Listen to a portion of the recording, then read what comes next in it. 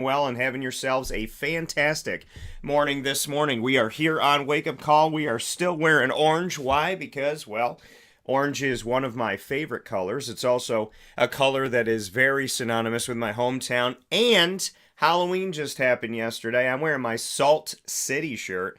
And you could get yours by going to Witty Wicks. That is on 190 Township Boulevard in Camillus, New York, right in front of Movie Tavern in Township 5. These Salt City shirts, the upstate shirts, the hats, all the things you see me wearing that say Salt City and upstate and whatnot, those were all bought at Witty Wicks. And so make sure you get out to Witty Wicks today and support local. We appreciate you doing that so very much. We got the candle in the studio ready and set to go. I got my autumn in Cuse, and they are turning over yesterday into today. I want to give a little shout out to Witty Wicks because I was out there yesterday.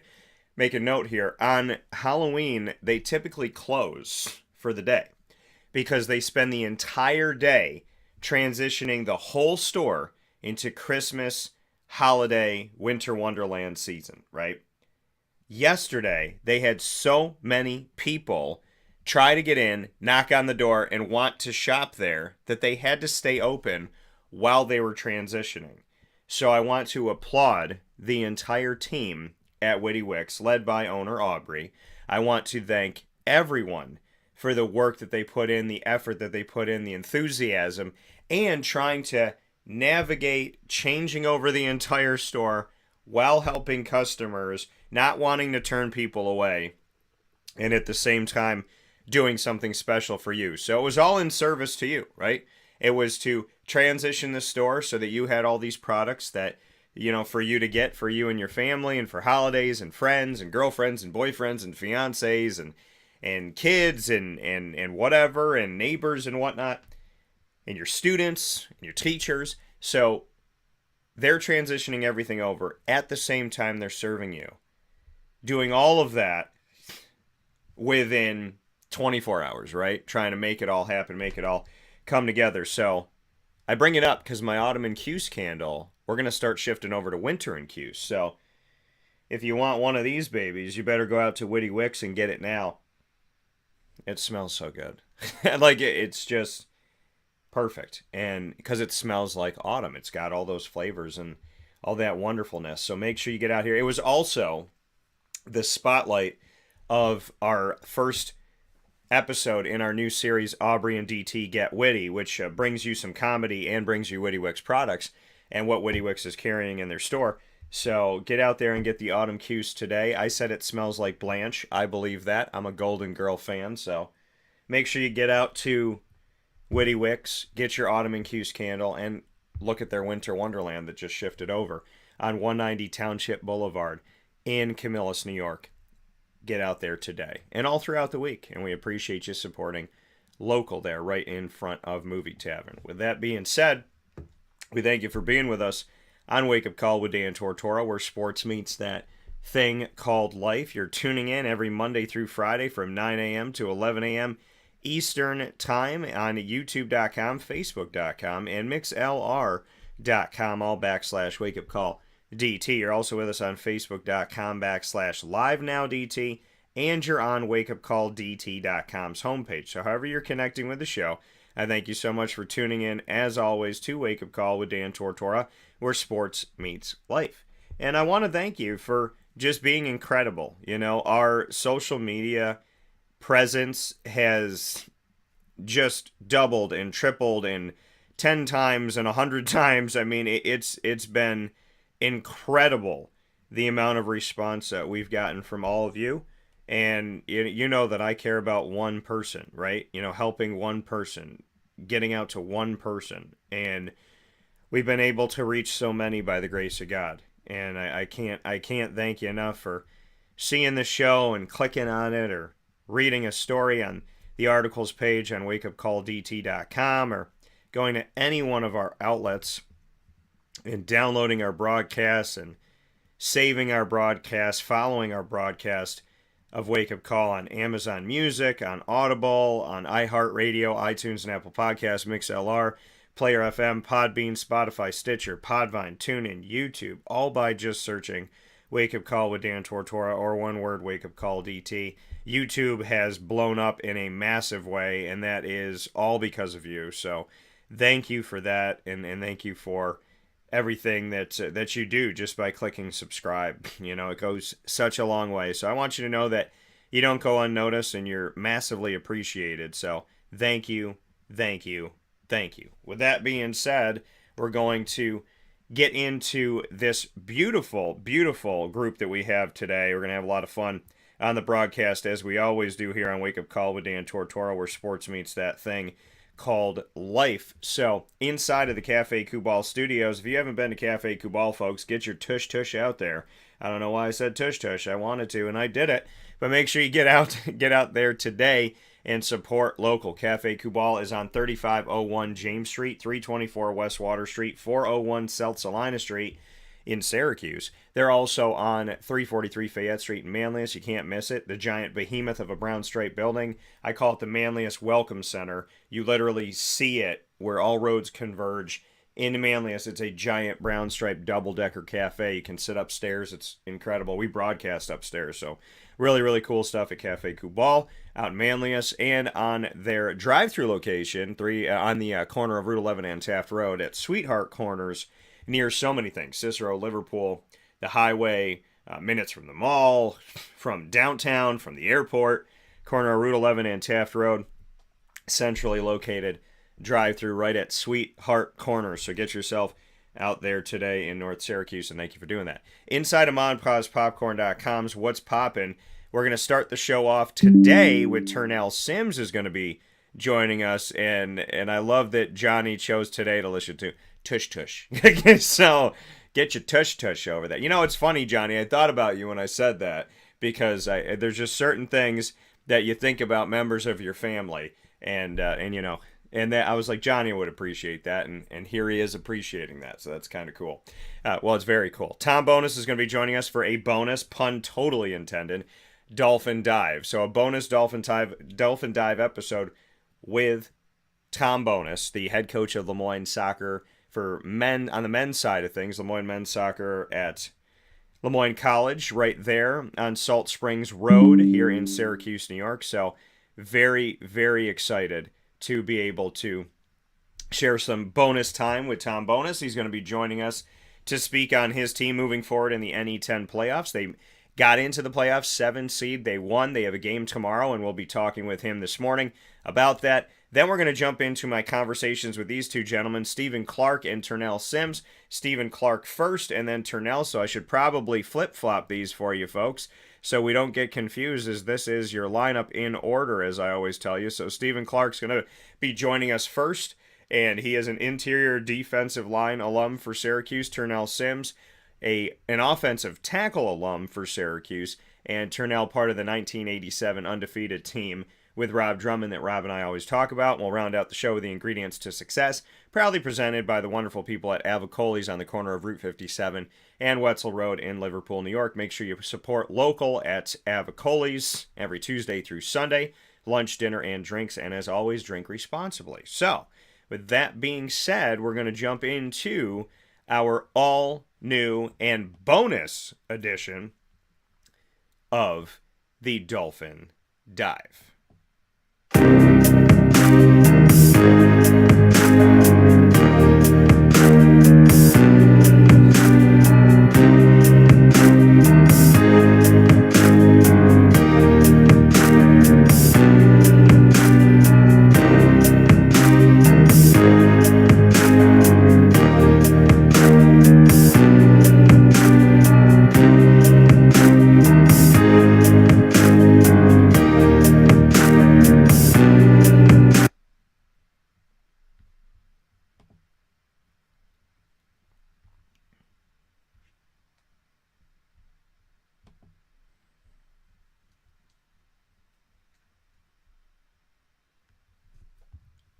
As we are here on Wake Up Call with Dan Tortora, where sports truly meets that thing called life. We appreciate you being here, hanging out with us. And this is our newest edition of the Dolphin Dive with Tom Bonus. Welcome back here to Wake Up Call with Dan Tortora inside of the Cafe Cuball Studios, 3501 James Street, 324 West Water Street, 401 South Salina Street, all in Syracuse, New York. You also find them on 343 Fayette Street in Manlius, New York, and on the corner of Route 11 and Taft Road at Sweetheart Corners in North Syracuse in their drive-through location. This is a very special edition of Dolphin Dive. You know, Dolphin Dive is with us every single month in our exclusive multimedia marketing partnership with the Moyne College Dolphins. And today we have the opportunity here on a Tuesday morning to start off November, here on Tuesday, November 1st.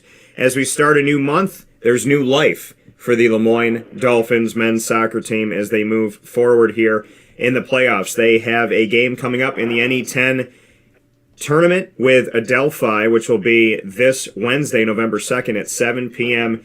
Eastern Time after defeating Southern Connecticut State on the road 3-2 in overtime back on October 29th. And we are joined by the head coach of the Moyne Dolphins men's soccer team, Tom Bonus. Tom, how are you today? Good, Dan. How are you?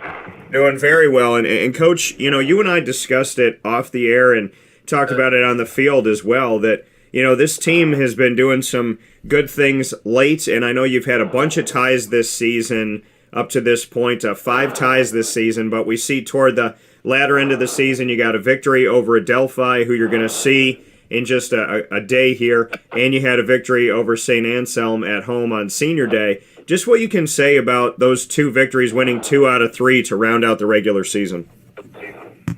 Yeah, I think the guys are coming together at the right time, and we're starting to find some results. I think the guys are clicking, but more than that, I think it's a real character wins with this group. We've had a lot of injuries and a lot of things that we've dealt with this year, and I'm just proud of the guys, the way that they've come through it, and they just keep battling. You know, and you say you're proud of the guys and what they've been able to do, and that they've been, you know, battling through everything. And why do you think it's coming together now? What is it about this team's resiliency that it's showing up at a time where you need it most? I just think right now we're getting, we're getting some really great leadership from some of our seniors, Tom Henn, Terrence Chrysler Howard, Josh Marr, our goalkeeper, Brett Stern, Brian Perdomo. They're really our leadership team, and I think that just the message that they're sending to the guys that we're not going down without a fight is just spread through the whole team. And and besides that, I think the seniors are playing very well right now. And, obviously you've spent a lot of time at Moyne over 2 decades there coaching and seeing a bunch of different teams with different players develop and different skill sets and whatnot. This team, like you said, they're coming together. You mentioned a bunch of the leaders on the team and that they're working together at this time. You're able to lean on some of those guys. Is there any other team in the past that you can look back to and say, hey, we had a similar situation where we had some adversity and it all started to click toward the latter end of the season when you needed it most? Or is this team unique in and of itself? No, there's probably one other team that I can remember, and it's actually back in 2005 when we won our first Northeast 10 championship. I remember that team went through a lot of adversity that year, and they were in a point where they just had to win the NE10 tournament to definitely get into the NCAAs, and magically we did that. So I think there's a lot of similarities between those 2 teams, but this team here has just been such a pleasure to coach, just because every day you go out and they're willing to work and deal with whatever comes their way. That coming here from Tom Bonus, the head coach of the Moyne Dolphins men's soccer team, as they move on here in the postseason in the NE10. That final loss that you took in the regular season, to go back to that, the loss on the road at Assumption on October 25th, 2-0. What was the conversation on the field with the guys after that game, and what from that game did you take as a positive that maybe you used to say, yeah, we lost this game, but this is what we're going to build on, or this is what we've seen? What was that conversation like, and what did you share with the guys? Well, I remember that conversation as a game, just telling them, I'm really proud of them, because at that point we knew that we were in the playoffs, and, and I told them, hey, we're in the playoffs.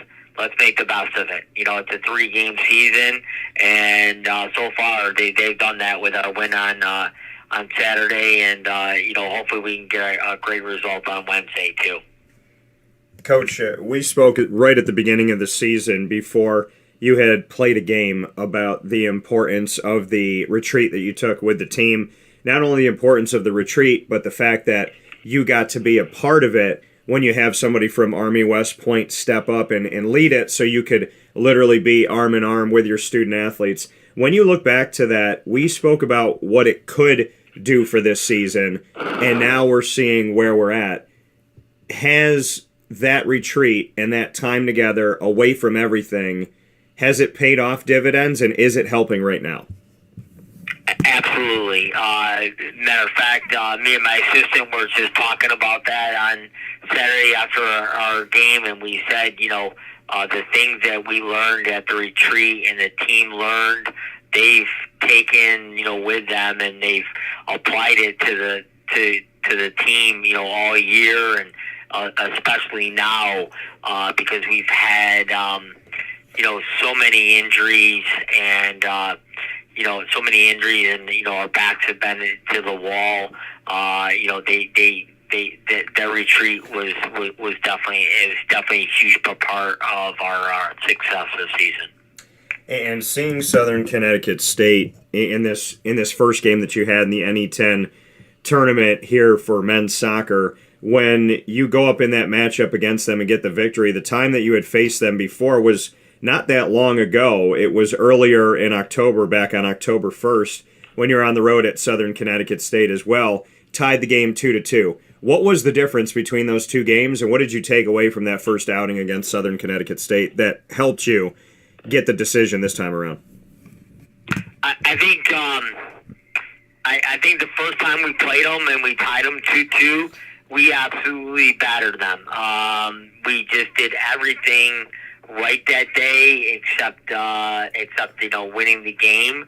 And so I think that that performance, and when it kind of happened, the same way on Saturday, the guys are just like, no way, we're not coming out of here with a win. And our backs were to the wall. We went up 2-0, and then they tied it 2-2, and they had chances, and our goalkeeper made some great saves, and so I just think that the guys could have thrown up the white flag, and we could have very easily let that game slip away. But I think that there's been moments in the season where we've done that. Our body language hasn't been as good, and our body language was great on Saturday, and that's what led us to the victory. We look at the fact that in this game against Southern Connecticut State in the playoffs for the NE10, you were able to go up early, and and Southern Connecticut State found their way back. The ebb and flow of this game, and you coaching for as many years as you have, what can you say to the effect of offensively, you got started early, commanded early, got out into this thing on the road, and put yourselves in a good position, but Southern Connecticut State didn't back away? What was going on when you go back and look at this that you can assess from this game that can help you moving forward? It's playoff time, and obviously in our game of soccer, if you can get the first goal that means everything, because you can, very well defend and win the game 1-0. I think by us coming out and that's been a message that we try to relate to the boys this year. And I think you mentioned at the beginning of the show why we had so many ties. We need some urgency from the get-go, to put these teams away. And then we had some urgency on Saturday. And you talk about that urgency and having that extra period. We know that rules have changed in recent history, so you can tie in these regular season games and you don't go to an extra period. I know you're a coach that's had a bunch of them, as we're talking about, 5 ties this season in the regular season. So are you for or against that type of situation? Because we know playoff time, somebody's got to win. So you go to the extra period against Southern Connecticut State and you get the decision 3-2. But how do you feel about the fact that you didn't have that in the regular season, an opportunity to go to an extra period, play some extra time, and actually have a victor come from those games? Well, I mean, it's a tough question, because if you look at our ties that we had this year, I think we had 3 really good ties. And saying that we gave Mercyhurst a tie, and they're undefeated this year. We're the only blemish on the record. Franklin Pierce, who is also undefeated and number 1 in the nation, we had a tie against them. We're the only blemish on their season. Southern New Hampshire, who's having a good year, I thought that was a good tie up there, because this is a tough place to go and play for. To be honest with you, at the game we should have won, but the referees took that decision away from us. And then, and then there's been other games that we've tied that I wish we had overtime, because we probably would have got it done in overtime. But I guess you can't have it both ways. In this game that you had, first game of this postseason for the NE10 for Lemoyne men's soccer, as we're here on Wake Up Call with Dan Tortora inside of the Cafe Kubal studios with head coach Tom Bonus. Tom Goodrich, later on, there was a minute 18 remaining in that first overtime period, a potential of going to a second overtime, and we have the contact come in. Goodrich gets the opportunity for the penalty kick. Is that, for you as a coach, a salivating moment to say, okay, we got about a minute before we have to play another period, and not only do we get an opportunity to get a shot on goal, but it's a penalty kick. Bring me into that play, what you saw, and if that's the best that a coach could possibly want in a situation like this in sudden death. Well, honestly, the penalty kick was great. But the overtime rule changed, in playoffs. So no matter what, when there's overtime, there's 2 10-minute periods, and you got to play them all the way through. It's not a golden goal. Yeah. So even though Jack scored with a minute and 18, we knew that we still had another 10 minutes after that. But it was good that he scored it when he did, because it gave us a chance to get everyone in and get us organized, for the last 10 minutes, how we wanted to defend and what we wanted to do, and it worked. And it's confusing with these rule changes that in the regular season we don't have overtime, but in the postseason, like you said, there's 2 extra periods no matter what. So when you score, there's that whole, so I think there's, like you said, a lot of decisions, 3 of them, 3 good ones of those ties, like you said, going into the regular season and what that did for the team and being a blemish for Mercyhurst and Franklin Pierce and whatnot. But then on the other side of it, when you score with a minute 18 to go in the extra period, your brain is like, okay, this is over. Let's move on. To have to go another bunch of minutes there, I mean, bring me into that as a coach, because the emotions got to be all over the place. You finally get that goal. You were up 2-0. They tie it 2-2. You go up with the penalty kick. We're in overtime, but yet there's another 10-minute period to be played, and we know that anything can change in soccer in just a couple seconds. Yeah, it was definitely nerve-wracking for us, because we were I mentioned that we had a lot of injuries, and one position that we have a lot of injuries in is our center back spot. So, and center backs are the main threat behind the defense, and so we just knew that we needed the guys that were playing center back at that point to step up and and just make sure that we defended our lead. And you brought up your goalkeeper Mar and what he was able to do, a bunch of saves toward the end of this game, just to bring me in 4 saves in the final 10-minute overtime. So just what you could say about his play in the box all season long, especially at that final period after you got that goal from Goodrich and you had to hold serve here and make sure that you close this thing out. Just what you could say about your back line defense as well as what Mar did inside of the goal itself. Well, I'm really, with the back four, I'm really proud of, it's been since, the last part of our season, it's been a kind of a makeshift back four because we just had so many guys rotating through that, with our center backs getting hurt and, with Brett Stern, getting hurt, who played, every minute of every game. And so I'm really proud of those guys. Guys like Ben Quigley, who stepped up and been a real solid center back for us.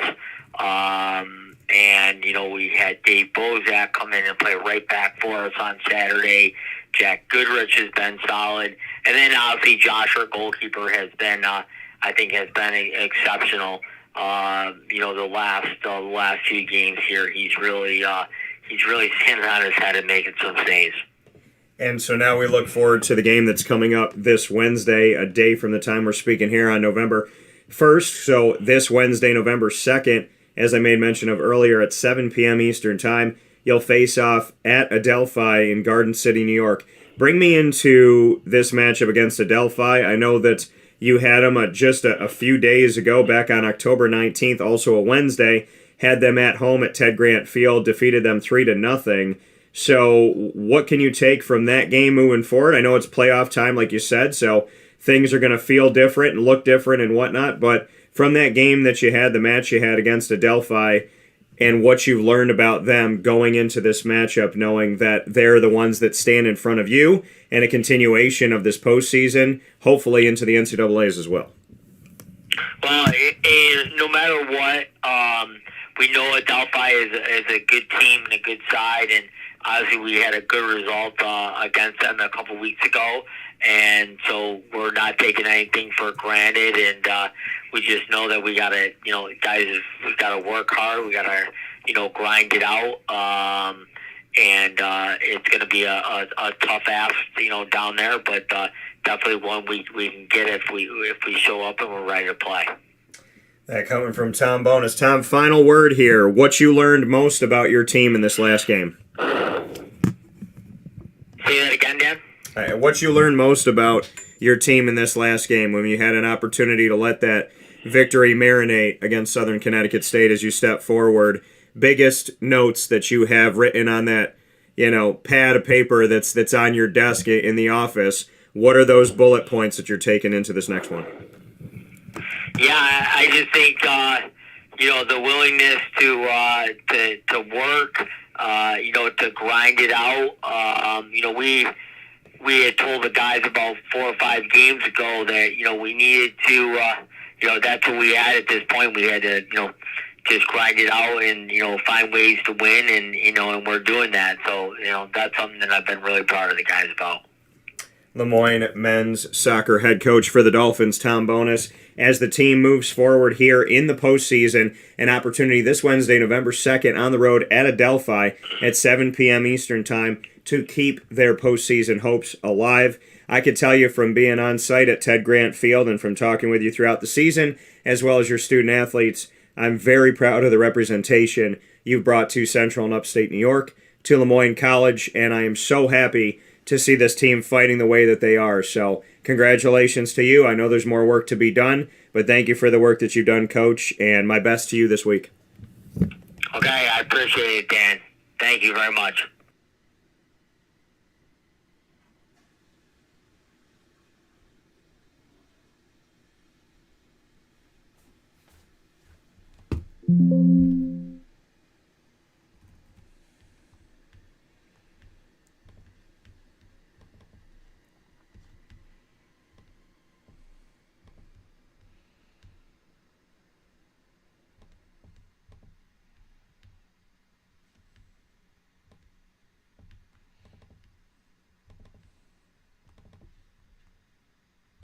Carvel DeWitt, it's what happy tastes like. Do you know why? Because we make ice cream. Creamy, rich, flavorful ice cream. Not yogurt or iced milk like some of our competitors. Ice cream.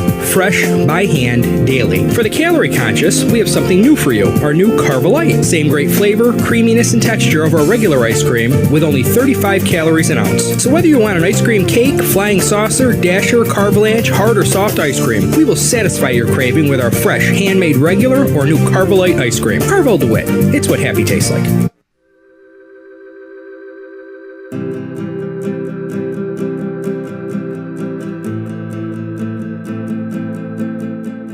Cafe Cabal offers same-day local delivery of our products, offering no delivery charge for Onondaga County. Shop cafecabal.com for fresh roasted coffee beans, cold brew, travel mugs, and all your essential Cafe Cabal needs. Cafe Cabal, coffee for the soul.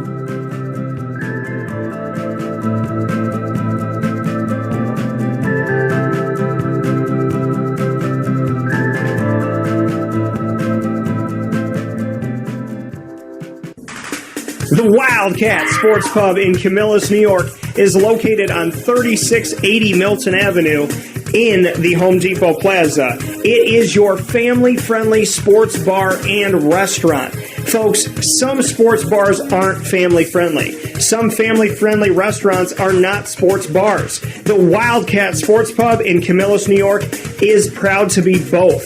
It is that marriage that you've been looking for years. The Wildcat Sports Pub is your home base for your sports bar and restaurant needs, games for the kids, indoor and outdoor activities, and enough things on the menu to come back every single week and get to try something new. They're open Sundays from noon to 8 p.m., Monday through Wednesday, 11 a.m. to 11 p.m., and Thursday through Saturday from 11 a.m. to midnight. For reservations and party information, call 315-487-2222 for the Wildcat family-friendly sports pub and restaurant.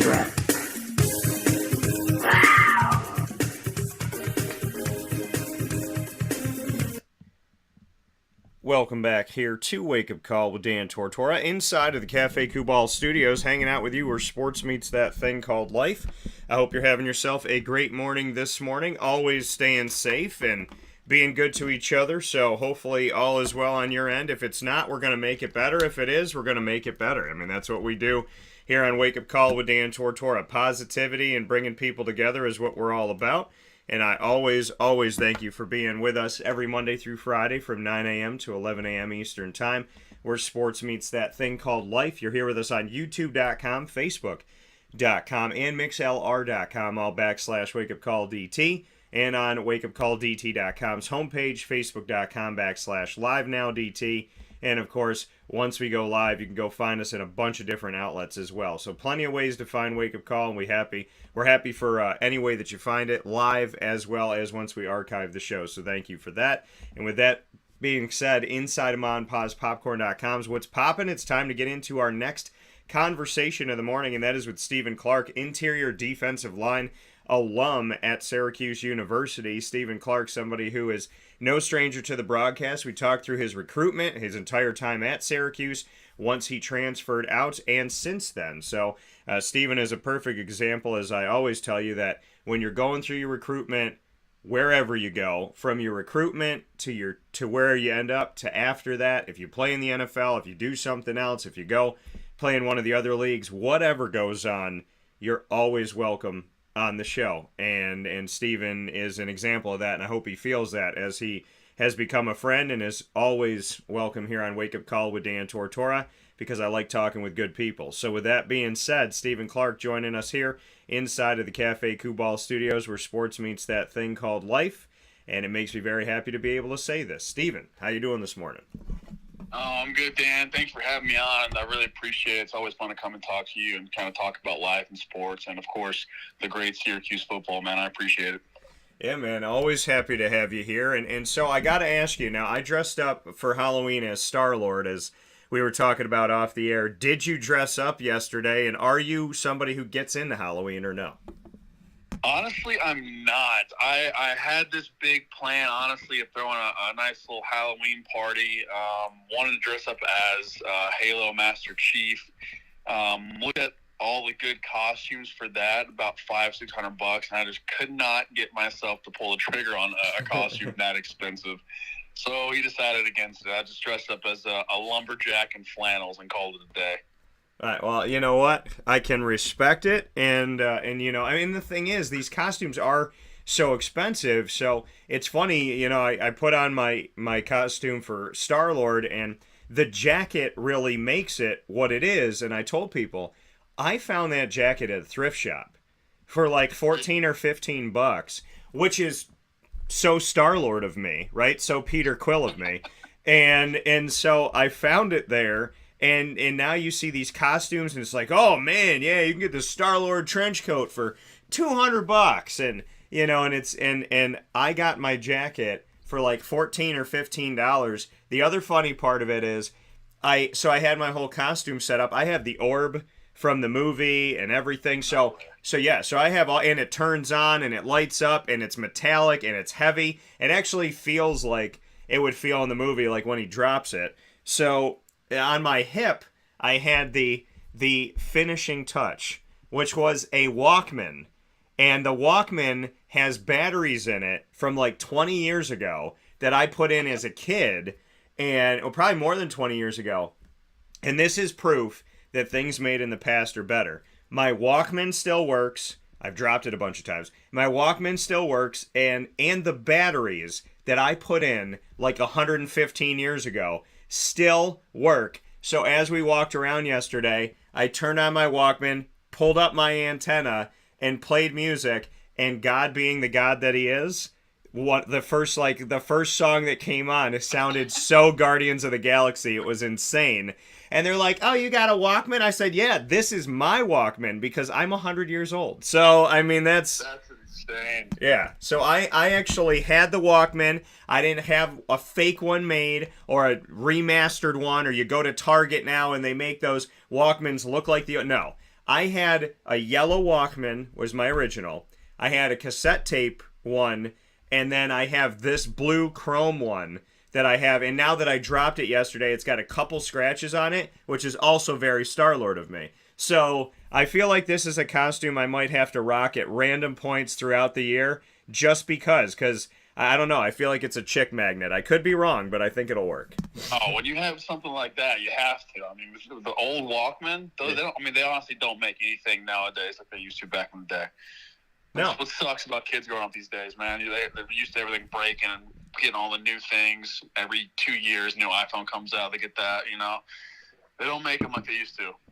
No, because back in the day, they made products that they wanted to work forever because they were like, hey, we appreciate you buying from us. Here's a product. It's supposed to work for the rest of your life. I'm not going to say the name of the company, but y'all know it, and you just mentioned it. They make a phone, they upgrade the software, they downgrade the battery because they want you to never be able to live your life normally because they need you to keep buying. So, that's the reality of it. You got a company with all this technology and all these smarts and all these great people working on it, and this technology-laden company can't figure out how to produce a battery that works. That's not true. But my Walkman will use the batteries of 15 years ago, and I literally found it years and years and years later. I was going through stuff, and I said, just for giggles, let me turn it on. It took 3 AA batteries. And I turn it on. I was like, I'll be darned. And it's been sitting in my office, and I'll walk up to it every year, click the thing, turn it on, clear as day. So shout out to Energizer back in the day, making better batteries than Apple. So it's crazy. It's insane. But so Halloween festivities, all this stuff's going on. We're in the fall. We're in football season. We're here with Stephen Clark. We're having a good time. Interior defensive line alum from Syracuse University. Stephen, you're watching the team this year. You're seeing what they're doing. They start off 6-0, and then they beat themselves, in my opinion, at Clemson in Death Valley. And then Notre Dame just outmanned them, just beat the heck out of them with running the ball. What's been your take of this first 8 games of the season, the 6-0 start, and then these last 2 bumps in the road, so to speak? Yeah, man, I just love the way these guys fight. You know, watching all the games up to this point, you don't see any quit in these guys, in my opinion. Now, some other people might have a different opinion, but honestly, I see guys that love football. I see that they're having fun out there, which honestly makes the world of difference when you get into the collegiate level. At that point, especially in my career, it became more of a job than it was an actual enjoyment of the game. So seeing guys like that having fun, it makes it easier to go out and compete, especially on days that are tough when you have the games like the Clemson game or the games like the Notre Dame game. It's tough, right? I specifically watched O-line and D-line because that is my passion. And honestly, the way those guys on the inside are fighting is inspiring for sure. You know, I mean, in my opinion, they're a little undersized to go up against the likes of a Notre Dame team, which is what, you know, the team that I faced back, freshman year, I want to say. Freshman or sophomore year. So I know a little bit about Notre Dame. I know they like their big boys up front, so being, 260, pounds or less going up against those big boys is tough, and I didn't see any ounce of quit in them, which is what I love to see. It's been a bump in the road, too, for them, but I honestly think that they're going to bounce back. I have no doubt, and all my faith in Coach Babers. Belief without evidence is faith for sure, that he's going to get this team going again. They have a couple injuries that are banged up that they'll get back, and of course the big one in Garrett Williams. But I think this team's going to bounce back. All the fans are probably ready to jump ship like, most Syracuse fans are, not most, but some of the wishy-washy fans that we've all dealt with, like, they've dropped 2 games, they suck again, But I really believe this team is going to be able to bounce back very, very well against the team against this week. I believe it's Pitt. So I'm excited to watch them play, man. I'm excited for the future of Syracuse football with Coach Babers as well. Yeah, speaking here with Stephen Clark, interior D-line alum at Syracuse, and here on Wake Up Call with Dan Tortora inside of the Cafe Kubal studios. I mean, you brought it up. You've played up against Notre Dame. They like their big boys up front and whatnot. And from your experience, going back to when you played up against Notre Dame, when you were a member of the Syracuse Orange, bring me into what you remember of that experience and what you can say about the type of athlete that you had to go up against on the D-line. Yeah, so, I think that year that I played, they had Quentin Nelson, right, which is one of the best, in my opinion, O-linemen that I've ever faced head-to-head. And the type of just skill that you have to have, the smarts, I think, honestly, I never considered myself a phenomenal athlete. I always consider myself a student of the game. So being able to watch film, pick up certain cues that the O-line do, whether on film or in game, is just super important. That's how I was able to have some success against them and being able to get some TFLs and not honestly get completely blown out of the water because I was able to pick up on certain cues, and that's one of the biggest aspects of the game that a lot of kids kind of don't really understand, is that film is some of the most important film that you can see. It's reps that you cannot get on, or really reps you can't get in person, You can take it home, you can watch film 24/7 if you want, and honestly you have to be obsessed with the game to be able to get to that second level. So I think it's very, very important, but I remember playing them out in MetLife, man. It was insane. A little kid from small town BFE, Alabama, not really knowing anything, going into the big city, MetLife, having a great time, and being able to play against this just phenomenal athletes, guys like Quentin Nelson, who are 6'5", 6'6", 300-plus pounds. At the time, I was about 295, 302, so I wasn't a small boy by any means, but just being able to go up against them, I understand what it takes to have perfect pad level punches, rip moves, being able to understand, hey, the backs in an away formation more often than not, they're going to be running to me or they're going to be running away from me, so I'm probably going to get a tackle coming down on me, or the center looks like it's going to pull, the guard's light on their feet, they're probably going to pull or it's a pass. All of that means a lot, and if you can recognize that, especially if you can recognize that pre-snap and alert your linebackers, anybody that's blitzing, if you're running any stunts at the D-line, hey, get ready for this, it just makes it a lot easier. I really feel like, this Syracuse or D-line, they move a lot. I think they can really get that going, especially if they can kind of watch a little bit more film and get that going. Yeah, and seeing this, I mean, we know that Pitt is going to do this with Abanaconda. I mean, we know that they're going to run the ball. He's 1,000-yard plus rusher already with many games to be played still. So, knowing that Pitt's going to do it, knowing that Wake can throw and run the ball and sustain drives under Clausen of 7 or 8 minutes at times against Dino Babers' Syracuse team, we know Wake's going to want to do it. We know that Pitt's going to do it. So, and then we know that Florida State can run the ball at times as well, and they got big guys up front. So, knowing that at least 3 out of the final 4 regular season games are going to be teams that are going to watch that film of Notre Dame, watch that film of Clemson, and say, well, we're just going to run the ball down their throats. What is your piece of advice or pieces of advice to the defensive line of Syracuse currently? My biggest piece of advice, obviously, take care of your bodies. It's this late into the season, your body is never going to feel 100% ever again.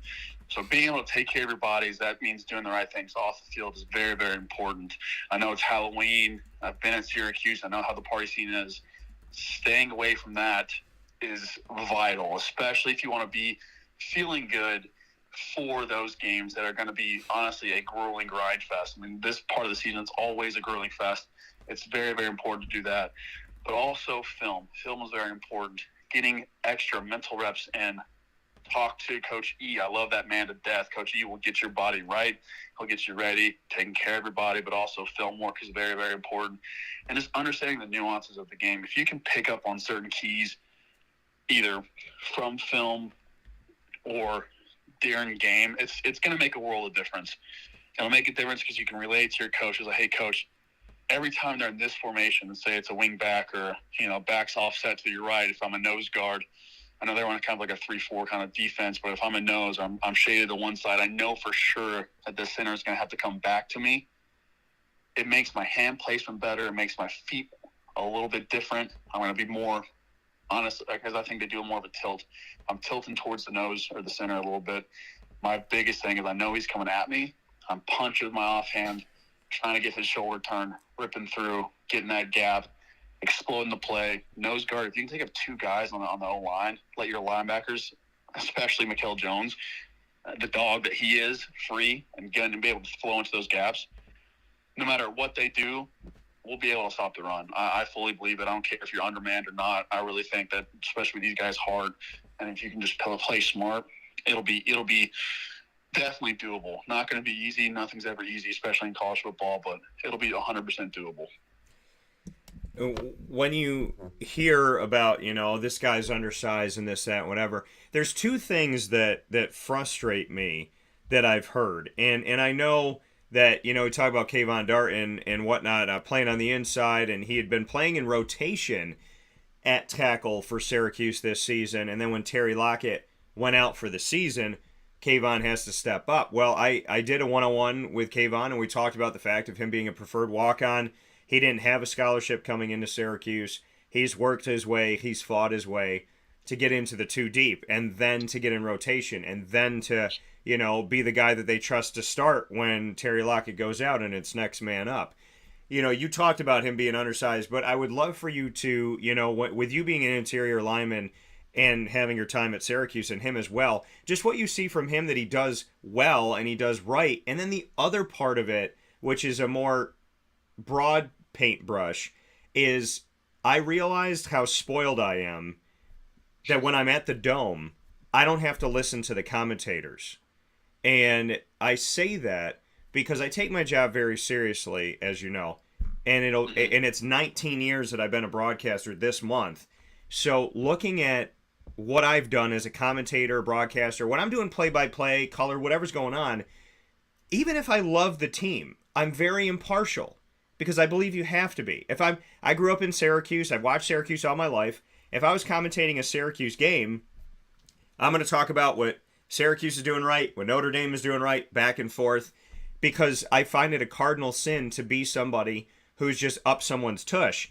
And in the case of Clemson, I said if we were in a situation in a drinking game and I told you to drink every time the commentator said Syracuse looks fatigued, you'd be drunk in 15 seconds.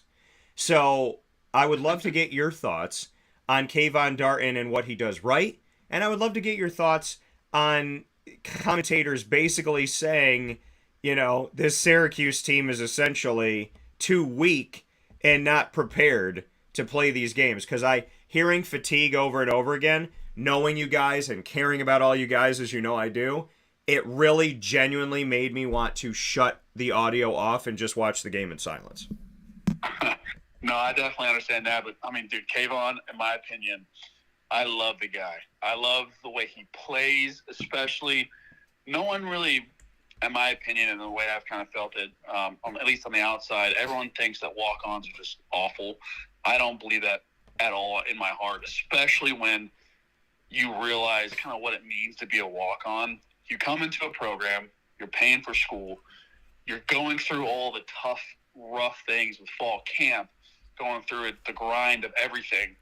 And on top of that, you have to pay for school, you have to do school, all that kind of, it's tough. And no one, in my opinion, 98% of the world population wouldn't want to do that. You know, it's just not something that they would like and find enjoyable. So him just being a preferred walk-on, grinding, doing the things that he needs to do to earn those spots, not give it to him. He earned those spots. Just shows you how tough and resilient this man is, and you can see it in his gameplay. I love the way he punches. I love the way his motor is all the time.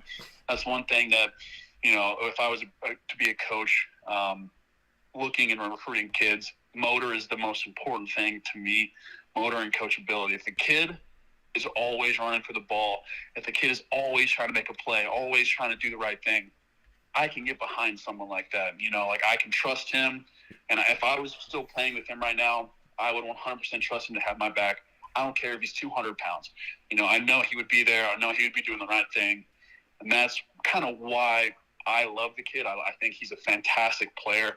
Sure, he might be undersized in terms of D-lineman in quotes, really. But he's held his own. Everyone thinks, like, oh, he's 260. Oh, my God. He's held his own. You look at all these guys that are 320 plus, and he's not getting moved at all. So when people say he's always undersized, oh, they're getting gas, no, not at all. I don't believe that at all. When you know, the Clemson announcers, I remember wanting to punch a hole in the wall of that game because all the announcers, Clemson has that pedigree, right? Like, oh, it's Clemson. Oh, they're so good. Oh, they have, like, tremendous depth. Honestly, there's a couple calls there that was very, very questionable. You know, obviously you can always argue those, especially the late hit on Garrett that wasn't called. Whatever. Doesn't matter. But at the end of the day, Syracuse ended up losing that game because of some mistakes that they made that they shouldn't have, so they really beat themselves. They win that game, it's a completely different scenario, correct? Yeah. Yeah. All the announcers, man, I can't stand them because a lot of them, especially when you have that pedigree, they always talk, oh, they're just gassed, they're just tired. They're not. I mean, especially you get tired during games, but it's not something that, like, oh, they're gassed. Clemson looks so fresh. I looked on the other film. Clemson was gassed too. I don't know what they're talking about. The DBs were gassed. The D-linemen were gassed. Now, they have a good play every once in a while that gets them amped up. That happens all the time to every single team. The bias in this media days and all that is just crazy. You know, if you don't have a pedigree name, no one really gives a care about you. So it's, you know, it's a little rat poison, like good old Coach Nick Saban says, a little rat poison from the media. Hopefully it'll get to Clemson soon, so Syracuse can kind of get back on track and earn their spot, especially in the ACC, hopefully. Yeah, no, and even you put it perfectly here with Stephen Clark, interior D-line alum of Syracuse University, here on Wake Up Call with Dan Tortora inside of the Cafe Kubal studios this morning, and I mean, it is, it's true, and I can't, and I said, I was like, I love the fact that I don't have to hear this, most games, and I just find it to be. I mean, I went to Marywood University, and the basketball teams when I was there, they weren't that great. And I remember we got called, and it was like, hey, can you guys be nicer on the air? And it was to my alma mater. They said, can you be nicer to... And I said, well, the game was awful. And so there was one game where they were losing by, and I'm not kidding about this, it was like a 40-point, 30-point deficit at halftime. It was awful. It was a basketball game. And I remember sitting there, and I said to Joe Forgione, who worked with me for a couple of years there, fantastic guy, finally found the right co-host, and I said to Joe, I said, hey, buddy, they told us we got to be nicer. And he looked at me, and he gave me this face, and he was like, are they watching the same game we're watching? And I was like, yeah. So so there was an air ball, and I would always spin. I said, Joe, he goes, I'm not going to lie. And I said, me neither. He said, so what are we going to do? I said, spin it to a positive. Talk about everything that we're seeing, but then spin it to a positive. So I said, hey, the team's down by 40, but if they come back at halftime and they do this, this, and this, they may not win, but they can at least get the game back on track. And I'll never forget that they shot an air ball, and my alma mater did.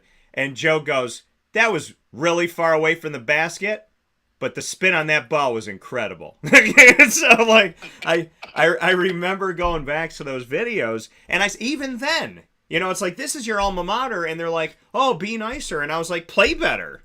And I remember saying, like, I'm not going to lie to the people and make a 40-point deficit sound good, but I'll spin it to a positive. And then we see the opposite. And then I bring it up because of that. Like, I bring it up because Syracuse doesn't get that, right? Syracuse gets this negative, negative, negative, negative. And I was really surprised, and I'll leave names out of it because I never witch hunt. There was a commentator who's connected to Syracuse, who went to Syracuse, and in that Clemson game was so hateful of Syracuse. And I remember sitting here going, like, if anybody's going to, like, be a little bit nicer, I would expect him to be. But, go ahead. Wild. Yeah, and you listen to this, and I know people can say what they want to say about their teams and whatnot, but growing up in Syracuse, born and raised, and covering this team and paying attention to Syracuse athletics my entire life, I can honestly say that I've lived most of my life listening to people say negative things about Syracuse. In the dome and out of the dome, it doesn't matter who the commentators. I'm like, what was the job to become a commentator for this game? Did you have to check the box that you hate Syracuse? Because there was always this negativity. So I tell people all the time, I'm like, you know what? Shut it off, call me, or listen to the show, because we're going to be honest about it and constructively criticize. Notre Dame pushed Syracuse around. I'm not gonna lie about that or sugarcoat that at all. They pushed Syracuse around. They did what they wanted to do. Dino said we saw the game plan, and they did it anyways. And, that's just something that you got to get better at. But I would love to, as an interior lineman, D lineman, speak with you on this. There's 2 times where Dino's really left me wondering why he said what he said. And in this last game, he said about Notre Dame, we knew what they were going to do, and then they came into the game and did it anyways. And kind of made it sound like we couldn't stop them. A couple years ago, I think it was a couple years ago, he was talking about Duke coming into the dome. And he said, my guys were looking at Duke, and the offensive lineman walked down to the field, and you should have saw my guys', and I'm paraphrasing, he said, you should have saw my guys' faces when they looked at Duke, not realizing how big they were, because they looked so much bigger in person than on film. There's been a couple moments where he's just kind of made it sound in a postgame like they were bigger than us, they were better than us, and they pushed us around. As a former football player and defensive lineman, if Dino said that about you guys, or any coach said that about you guys, how would you respond? Do you think he does that to light a fire? Or, how do you respond when your coach kind of says, hey, my D linemen were smaller and not as physical? Because to me, it kind of hit me some kind of way.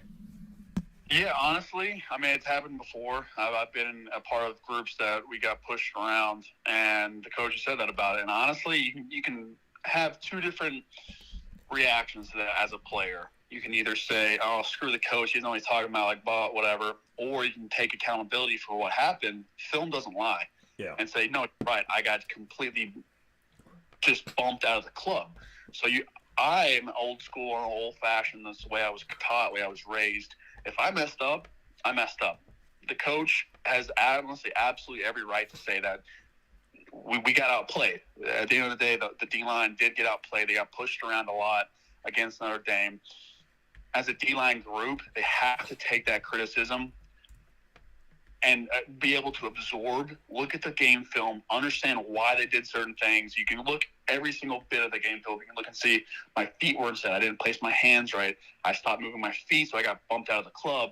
I didn't sit right. All these different things are going to play into effect.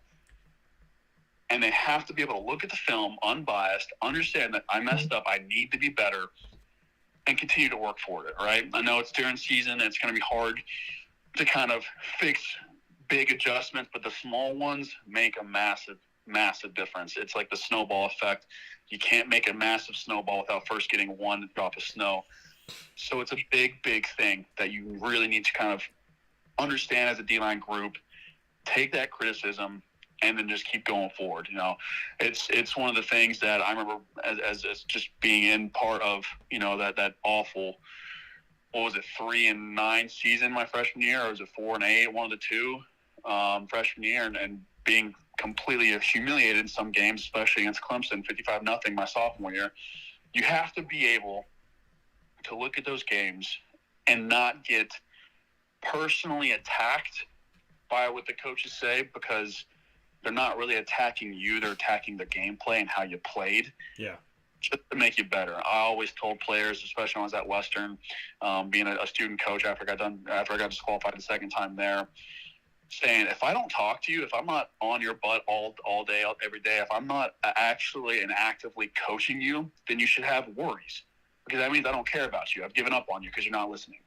So when a coach is trying his hardest and you think he's always on you and you think he's just, oh, he hates me, just doesn't like me, screw the coach, that's the exact opposite. And that's all the coaches that have always been coached on, from Coach Doust, Coach Schaefer, Coach Espo out in Western Michigan, Coach Lester, all of them.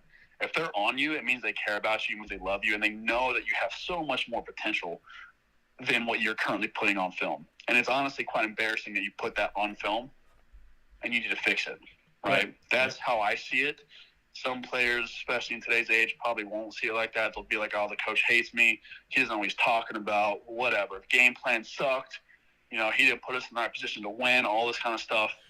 Doesn't matter. At the end of the day, you played like crap. You got bumped out of the club. If you get pushed back 2 yards as D lineman, it's unacceptable. You have to be able to hold that line and allow your linebackers to flow through, because honestly, you get pushed back 2 yards, 3 yards, linebackers don't have a clear alley to kind of get through and flow over the top to make the tackle. It makes everything a mess. You just can't get bumped out of the club, you know. So that's my take on it. I know some people were like, oh, you shouldn't have said that. Honestly, you got to call it how you see it. You know, that's how I see it, at least. Stephen Clark, interior D-line alum, Syracuse Orange history, here on Wake Up Call with Dan Tortora inside of the Cafe Kubal studios. Stephen, going off of that, you were a part of the transition from Schaefer to Babers. And so you got to experience what it was like to go from one coaching style and group to another coaching style and group. How did you navigate that? It was 4-8 and 4-8. You know, the end of the season was the same record-wise for the last season for Schaefer and the first season for Dino. How do you reflect upon that shift, and what can you say? I mean, most of Dino's staff is gone. Nick Monroe's still with him. Mike Lynch is still with him. You mentioned, you know, Coach E, Sean Edinger is still with him.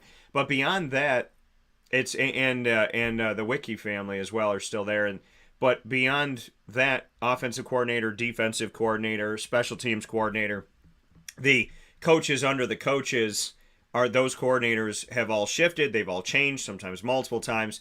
So when you look back on your time with Schaefer to Dino, what can you tell me about what you liked about Schaefer, what you didn't like, what you liked about Dino, what you didn't like, as a player reflecting upon those two coaches and their styles? Yeah, man, I'm telling you, I'm still, to this day, I absolutely love Coach Faber and the whole staff for giving me an opportunity.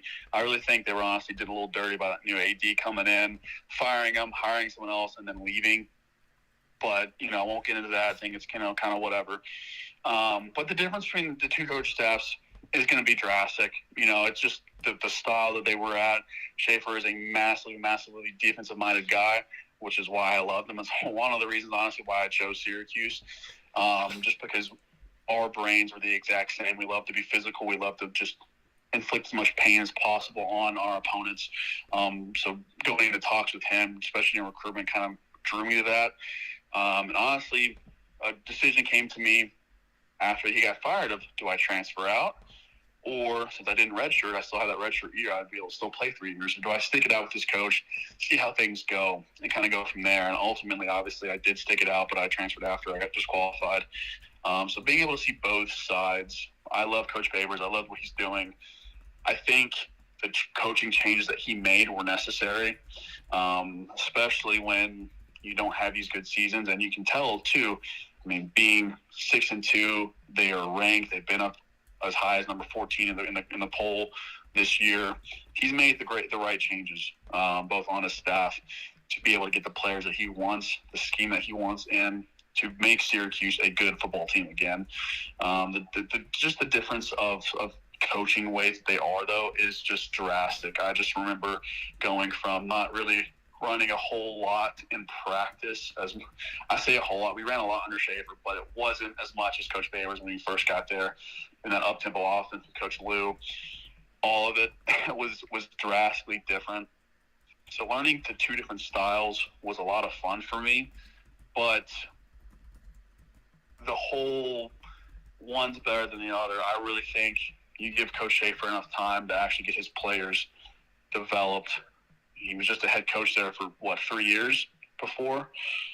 He didn't have the right time and enough time, really, to be able to get the players that he wanted to develop. And you kind of can see with that 10-win season, that, a lot of those were older Schaefer recruits that came in. They finally matured under a good offense. Again, Coach Babers was able to develop those players and get high success. But coaching out, the coaching carousel of the college world is insane. It's one of the most lucrative businesses, in my opinion, in the country in terms of job opportunities, all the coaching turnovers, all of that. You see Brian Harston just got fired after, a year and a half, if that, at Auburn. So everything's crazy. The main point of it is the coaching carousel is wild. The different coaching styles are insane. The fans a lot of the times have a lot to say, and if a coach gets fired or not, because they put pressure on the university, boosters, all that kind of stuff. Yeah. I love both Coach Babers and Coach Schaefer. I think they're both fantastic coaches. Coach Babers has done everything he needs to do in order to get Syracuse into a position to be nationally recognized, which he does, and he needs to get praised for it, in my opinion. A lot of guys, it's crazy. I've always seen on these boards, you lose one game, they're 6-1, lose one game, and everyone's like, Babers, the team's undisciplined, they blah, blah. You have a D lineman hitting a quarterback out of bounds, not acceptable, which I agree, but they're kids. It happens. I've done it before, too. I've had late hits. I've had face masks, all that. It happens, It doesn't mean they're undisciplined kids. It doesn't mean they're unruly. Just mistakes happen, That's kind of the main differences I see between those of them. The transition was wild. I wish I could have stayed a lot longer, honestly, under Coach Babers. I think I would have learned a lot from him. Just being able to kind of, learn from him, learn from all the defensive line coaches that they had there. Still love all of them there, but it's a different beast, with one coach or the other for sure. That coming here from Stephen Clark, interior D-line alum for Syracuse University, and definitely appreciate having him on the broadcast as always. A final note, Stephen, we talk about sports, we talk about life. The tagline for Wake Up Call is where sports meets life. So what's been going on in your life? What are you up to now? What's keeping you busy? What's keeping you rocking and rolling? I want to have a view into the life of Stephen Clark post-football and what's going on with you besides dressing up like a lumberjack for Halloween. Yes, sir, man. Life's been really, really good recently, man. I'm in medical sales now, so it's a little different. Still get kind of like a adrenaline rush chasing the sell, which is what I love to do. I love to have a little bit more of adrenaline rush if I can't coach and play and all that. So it's been a lot of fun, man. I get to travel the country for a little bit. Now I'm back home and close to Huntsville, Alabama, where I'm originally from. So it's nice to be able to see family again, being away from them for 6 years or so. Missed a lot of my niece's, birthday parties, and I have 3 of them now. So missing a lot of those, being able to kind of finally reconnect to them, spoil them a little bit, become the favorite uncle, even though I'm the only one. So being able to spoil them a little bit and get them just happy and smiling is very, very important to me, man. I've had so much fun, and finally finding a significant other, my girl Kelly.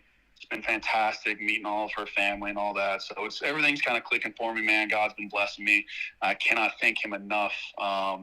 Being able to come back home to Alabama, the Bible Belt, I would say, and grow closer to him from going up to Michigan and kind of falling away, man. It's been a blessing in disguise for sure, being the whole rough ride that you and me have both experienced together with the disqualifications and all that. It's just definitely, people would look at me and say, oh, it sucks to be you. I would say I'm blessed beyond measure. So that's one of the big things that I love about my life so far, and I'm excited to kind of keep rocking and rolling, man. Never know what else is going to be.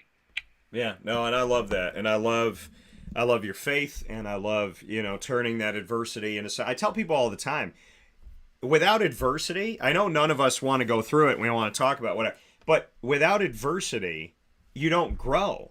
I mean, Exactly. you think about a plant. A plant needs sunshine and rain to grow. It literally needs the not good weather and the good weather. So if we think of ourselves like a plant, we say, okay, on the good days, sunshine, we grow. On the bad days, rain, we also grow. And sometimes we grow more in the bad days. So, and in the rough days. So I appreciate and I applaud that faith. To go off of that, you're back in Alabama. What's it like to be? I mean, you got UAB, you got Auburn, you got some team called Alabama. I don't know if anybody's familiar with the Crimson Tide, but roll Tide, roll. But I mean, it's all there. So, what is life like in Alabama? 1 and 2, and like you said, found a significant other, which I'm very happy for you with that. Happy that you have her in your life. So, being back in Alabama, describe Alabama to me. And as a single man in this crazy world where I don't online date and I don't believe in all this, I don't know. I don't like dating in today's world. So give me some dating advice and then tell me about Alabama. Man, I'm telling you, I feel like I'm the same way. I feel like I was born in the wrong generation, right? Today's wild and crazy landscape that is the dating world is honestly exhausting. Cannot stand it, right? And I honestly almost given up. I was like, you know what? I'll just be a monk or whatever. I don't even know. Fired up. True. I'm done. I can't stand going out, and honestly just feels like pulling teeth having some conversation with some of these people. To finding Kelly, which was an absolute godsend, being able to connect with her, and it just felt like we've known each other for years. It's one of those things where I'm very, very lucky and blessed. A lot of prayers went into it, obviously, when it comes to, asking him to help me find the right one. So it was tough. It's one of the things that dating sucks, in my opinion. I feel terrible for these young kids going through it, but it's, it is what it is. All the dating apps, the Hinges of the world, which is how, honestly, me and Kelly met. So shout out Hinge, not sponsored, but whatever. Yeah, if you say their name 3 times, they owe me money. So, right? But it's one of the things, man. It's crazy. It's been a blessing. No, I'm glad it's over with. So I'm definitely not missing the bachelor lifestyle. I'll tell you that. And Bama's great, honestly. I'm actually excited. I'm going to be going. I've never. It's kind of a crazy stat. I've never been to a football game where I'm just the watcher. Oh yeah. Never, which is wild. I've always either been coaching or playing. So now I'm planning on. I'm probably going to hit up Coach Schaefer here eventually. And I want to go to an MTSU game because it's really close. It's about maybe an hour and 45 minutes away from me where I live right now. So I want to love to just be able to get out, watch a football game, enjoy the weather that's beautiful here. It's about 50 degrees in the morning and about 75 degrees in the afternoon. Absolute bipolar weather. Yeah. Love it. Can't wait for it to be cold and maybe one snow day. So, I don't do anything, which would be nice. But man, Bama's great. I remember hating it, moving up to New York. I was like, I cannot wait to get out of Alabama, and then moving back, I was like, I've actually missed this place. I've missed the South, the hospitality, the niceness. Yeah. It's definitely a different atmosphere and environment, and I'm very, very glad to be home and closer to family. That's for sure. So, what's your dating advice for me? For your guy here, what's your dating advice? Oh, dating advice, man, I tell you, honestly, praying a lot about it. I know you're a man of faith, and I love that about you. Praying about it, and don't take things too fast or seriously. You got to roll with the punches. That's the big thing. You're going to have these terrible, awful first dates that make you question absolutely everything about you. Yeah. And then somehow one day you're going to find the absolute woman of your dreams, and it'll be as easy as pie, man. I'm telling you, it's one of the things you got to keep sifting. I say is, sifting the wheat, making sure the person matches you equally in yoke in terms of religion and your beliefs. That's a big, important thing, and I was able to find one, and that's kind of what drove me, is finding a woman that was very, very much into the same religion as me as a Christian. Very, very important. I believe if you're not equally yoked, you'll never work out. And honestly, it's been the theme of most of my relationships in the past is we're not equally yoked, we're not the same, not going to work out. So that's my big advice for you, is definitely pray about it. And maybe throw out a, little Hinge profile here and there. See if you can get out in it, I just dislike the online dating so much. It's a weird process to go through, to be honest with you. Any app I've used, even the Christian ones, I have met the weirdest, strangest, and I'm convinced that it's women that can't communicate that go onto these apps, because they just to find out how their day was takes 3.5 days. Like, how's your day? Nothing. And then you get a bunch of, then nothing. And then you get some, and then nothing. And I'm like, see, and this is my thing. I lose interest. Like, if I'm trying to keep a conversation going and I'm doing it by myself, I'll just delete the person and go on to the next one. Like, that's just how, because I think about it, like, okay, we're on the air together right now. If I asked you, hey, what do you think about the Syracuse defense? And it took you 47 minutes to answer me, it would be dead silent radio, and that's awful.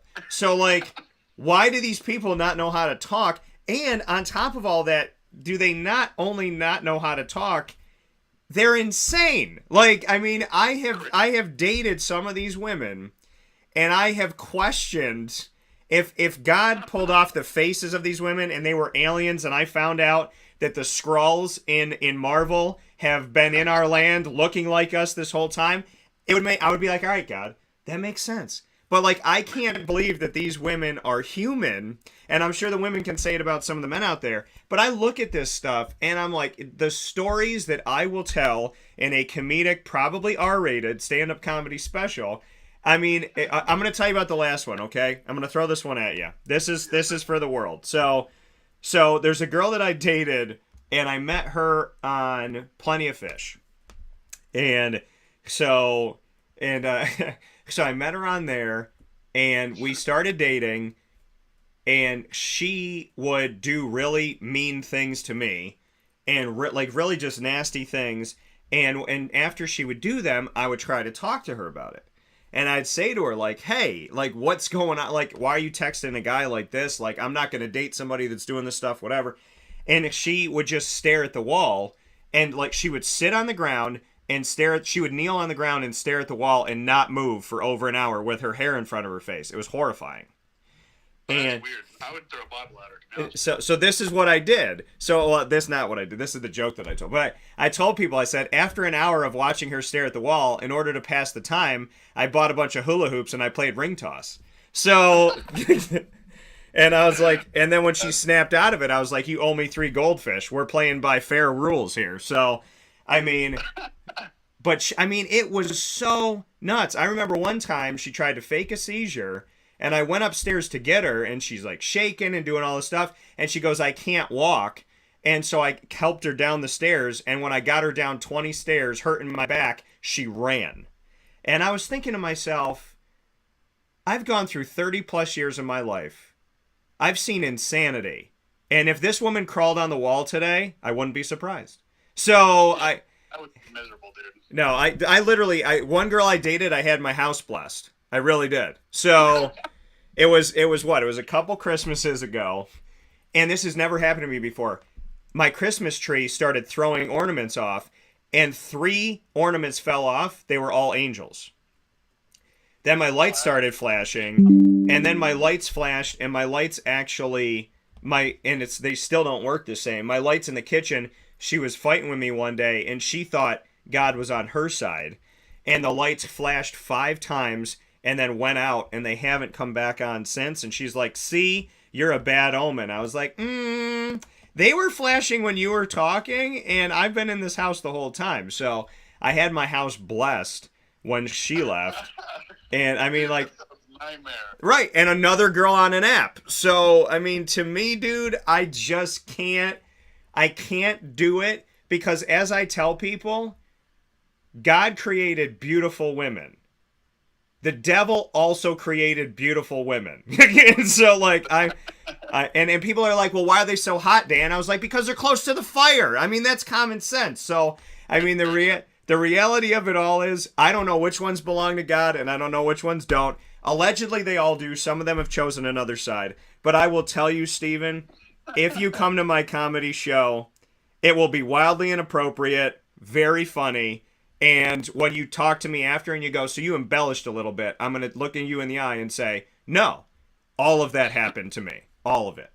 So, send me a link to it. I'll be there. Don't you worry. Yeah, so I will make sure that, that's the one thing I can count on my Syracuse guys for. Friendship, faith, good connection. Love all you guys.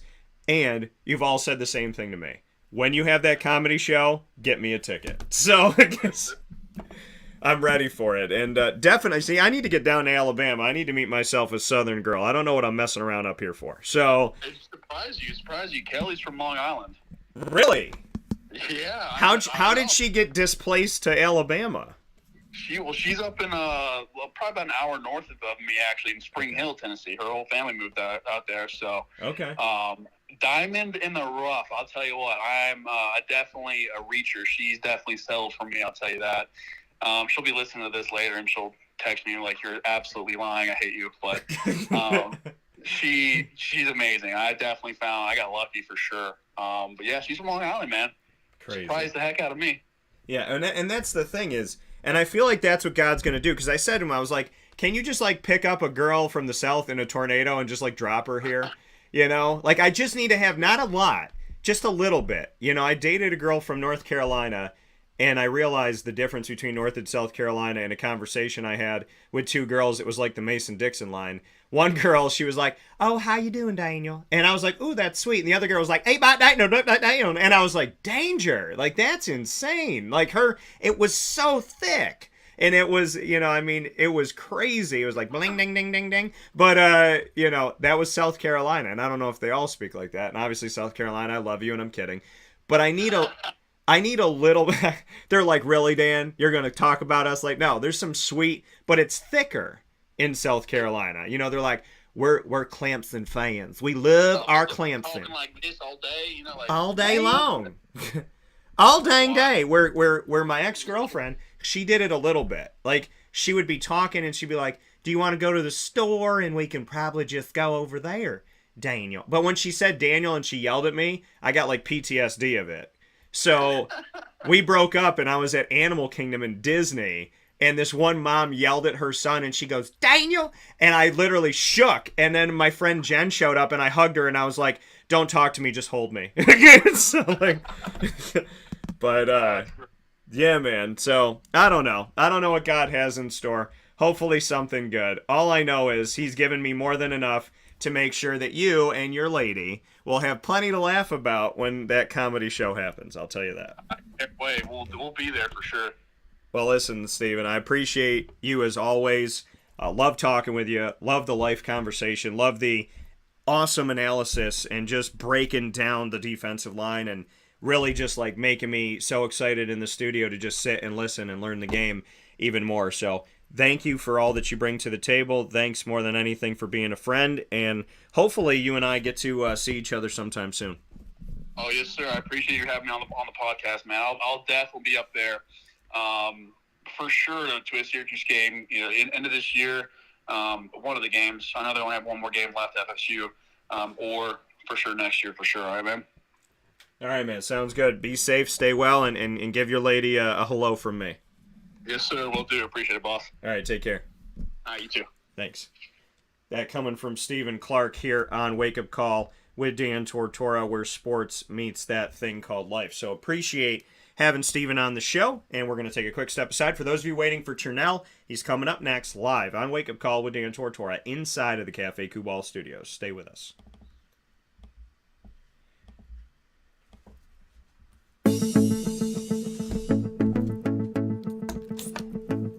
Avicolli's, located on the corner of Route 57 and Wetzel Road in Liverpool, New York, has been your trusted neighbor for decades. Located just steps from Liverpool High School, we're happy to have the Liverpool Warriors on-site, on-location broadcast at Avicolli's through Wake Up Call with Dan Tortora every single month, featuring student athletes, coaches, and administration throughout the year from Liverpool High School. Head out to Avicolli's today on the corner of Route 57 and Wetzel Road in Liverpool, New York, open Tuesday through Sunday for lunch, dinner, and drinks. We'd love to see you out there. And of course, you can call them at 315-622-5100 for takeout, delivery, and catering. That's 315-622-5100. And also find them on myavicollis.com. That's myavicollis.com.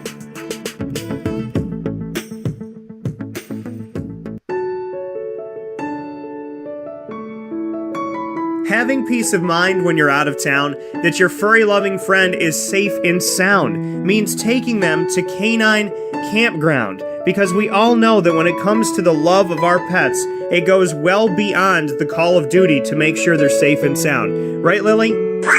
So take a ride to 242 Johnson Street in East Syracuse, New York, and see Canine Campground and where your dog will be staying in the classic cabin, the executive cabin, the grand cabin, or of course the luxury cabin, because if you know Lily, you know she loves luxury. Now you don't have to wait to the last minute to find a family member or a friend that'll take your dog for a few days. Call Canine Campground at 315-299-4013. That's 315-299-4013. Their drop-off and pickup times are Monday through Sunday. Check K9campground.com for more information. That's the letter K, the number 9, and campground spelled with a K.com. K9campground.com. When you're going out of town, bring your dog to Canine Campground.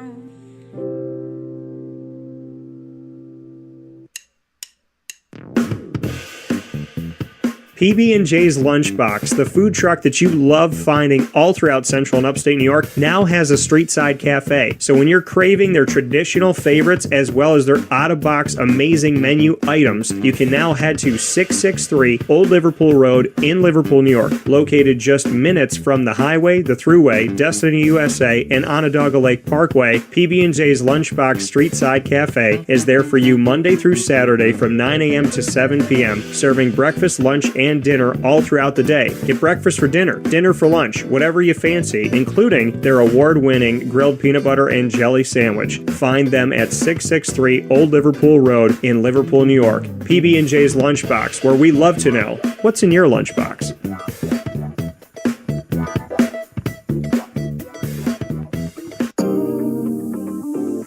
As a patient, what do we want? To be cared for, to be listened to, and to have someone walk us through the process on our path to victory. Victory Sports Medicine and Orthopedics does all of those things beautifully, with Dr. Mark Petropoli leading the team on 791 West Genesee Street in Skaneateles, New York, located minutes from beautiful Skaneateles Lake. Whatever your injury may be from head to toe, preventative care, rehab, physical therapy, laser therapy, and surgery are all available at Victory Sports Medicine and Orthopedics, where they care about us, they listen to us, and they understand that everyone's path to victory is a little bit different. Let them help you on yours by calling 315-685-7544 to make your appointment today. That's 315-685-7544. And find out more information at victorysportsmedicine.com.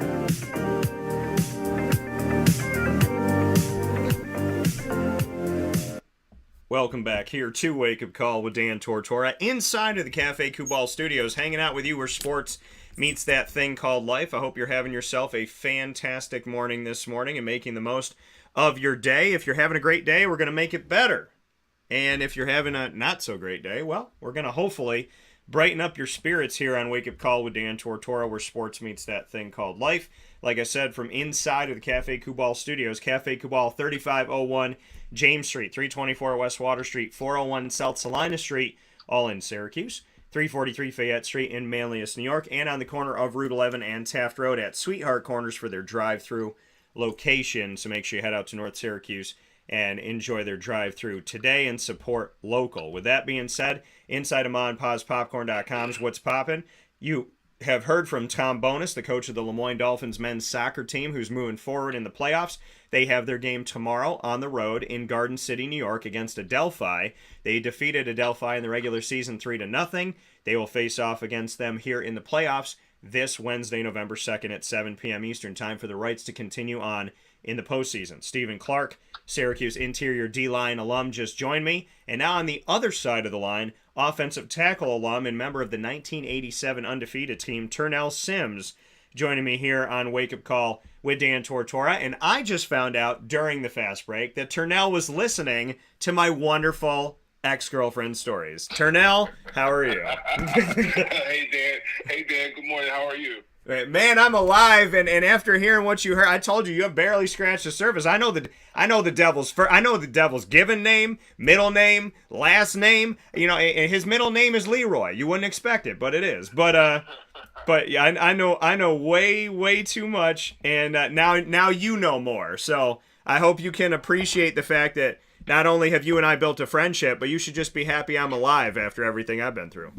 Well, you know what? I'm gonna hold you up in prayer, Dan, because you know what? That crazy devil is always looking to get you. And as I heard in the previous set, there's some pretty faces of that devil too. So you stay away from those pretty faces. Yeah, you know I told you, and I said it off the air. This goes for men and women. When men know they're pretty, when women know they're pretty, they can get away with it. Because if you not pretty, then you know I got to be nice. But when you're pretty and you're like, oh, I can get away with it for a little while. No. So I like my peace. I like all that. So that's how I got to keep it, Turnell. What I'm going to do is I'm going to get the 1987 team together because y'all made good decisions when it came to winning games. And I'm going to line y'all up. And when I start dating people again, I'm going to let y'all talk to her. I'm going to walk away. And then you can assess the situation, vote, and then we'll go from there. Oh, and then you're going to blame it on us when it goes bad, right? Heck yeah. No, but I will say this, and of course, remember to be politically correct. There are a lot of amazing, beautiful women out there. Yeah. Okay? A lot of amazing, beautiful women. You just have to kind of dig through the rough, and the right one will be there for you. As I was telling you, break, you know, I found mine and hung with her and still with her 28 years later. So hang in there, Dan.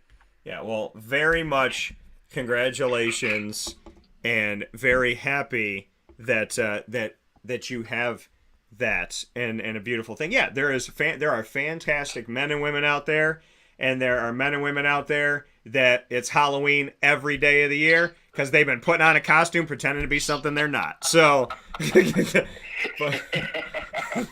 so with that being said, Syracuse is 6-2, and they have lost these last two games. Clemson on the road, where I think they beat themselves more than anything, and Notre Dame, where they just looked outplayed by Notre Dame and outmuscled by Notre Dame. Going and looking at this team, and speaking of Halloween, was Syracuse's 6-0 record a disguise? Or how do you assess it now that they've dropped two games? Notre Dame hasn't had a good season this year.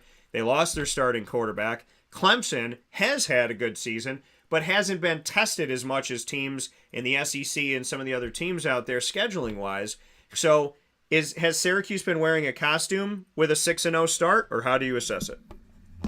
No, I think what you saw with Syracuse at 6-0 is what you get with a team is a bunch of young men with passion that have made a choice to work hard in off season to improve their game and to come out and to show themselves, the people they play for, the Syracuse community, alumni, that they're real. And so when you look at 6-0, so yeah, they did pretty well. I was at the Purdue game. I thought that was a good game. It showed some grit for those guys. And what I liked most about it, that they didn't put their heads down, didn't turn away. And then also, I love the Syracuse defense. I do. Minus one thing, which I'll get into later, but I love the Syracuse defense because they swarm. They swarm. They're at the ball. They tackle, and I just love the passion there. So as you talk about going into the Clemson game, Clemson game was ours. Clemson game was ours. Anyone who watched that knew Clemson was on the ropes. However, when you have over 100 yards of penalties and some turnovers, it's hard to win any game with that, So that's kind of some of the discipline things you have to tighten up on, and you have to cut down on penalties, because if you shoot yourself in the foot, it's already tough enough beating a team of that caliber. But when you shoot yourself in the foot with all those penalties, you only hurt yourself. And that showed in that game that they shot themselves in the foot, and they kind of let one go. They let one go there in Clemson down in Death Valley. And then, of course, moving on to Notre Dame, which is past weekend, it looked like a continuation of just kind of discombobulation from the fourth quarter of the Clemson game, in my opinion.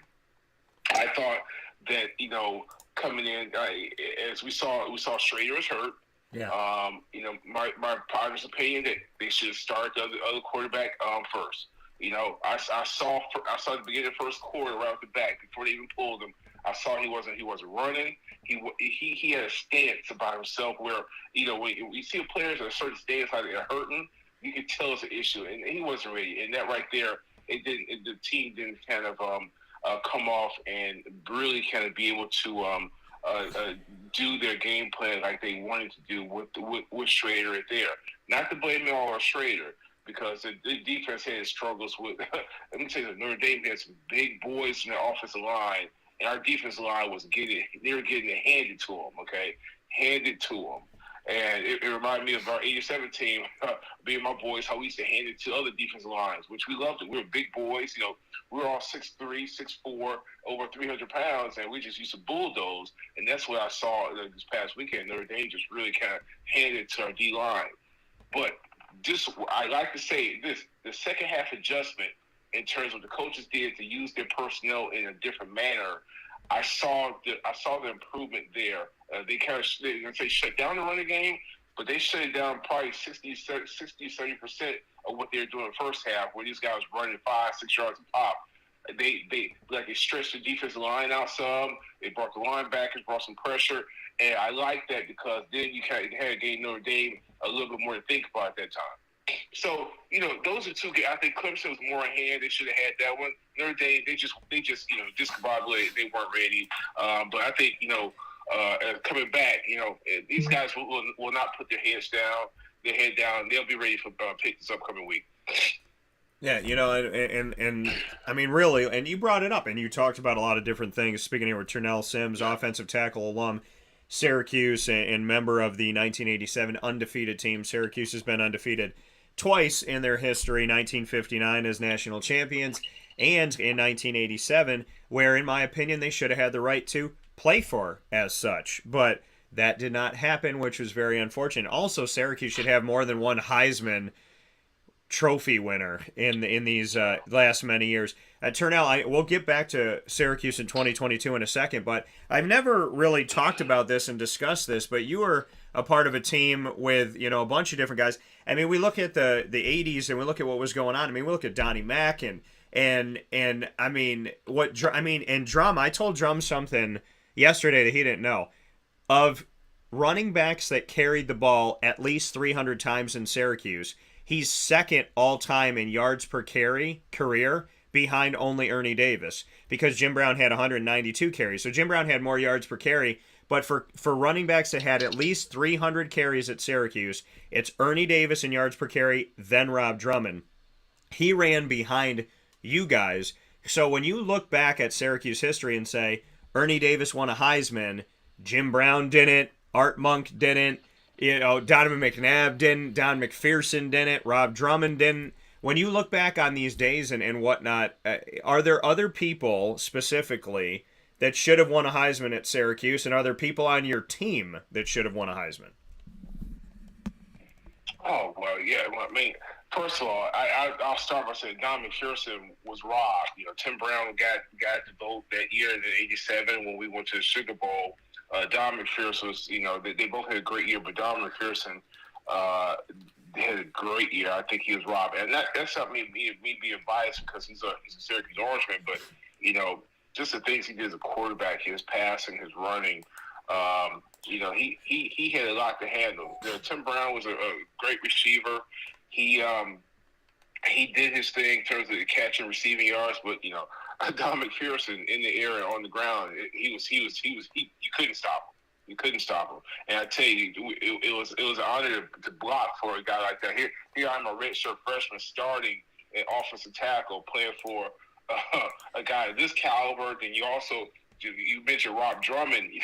I didn't know that either about, Rob Drummond is second behind Ernie Davis with 300, the most average per yard for 300 carries. I didn't know that. But Rob Drummond, Daryl Johnston, those guys were beasts in the background, in the backfield. And I just really, it helped me as a young offensive lineman to kind of, figure out the game, to know the passion, bring the Syracuse history. And these guys, they all represent Syracuse history the best, Don McPherson, Rob Drummond, he great. Receivers, you come with Rob Moore, who at Syracuse had a great career at Syracuse. Him, Rob Carpenter, Tommy Kane, those guys they were top in their categories over the time I played there, and that really should have received some recognition for just the great things they were doing. Yeah, and that's and you said it. You said Don McPherson was robbed, former quarterback of Syracuse. What was it about his game and what he did that you believe he was robbed of the Heisman at that time? Well, I'll give the example of, let's see, it was a Sugar Bowl, and I was just watching that back before a few weeks ago, and what I noticed was, Auburn came out fast and furious, man.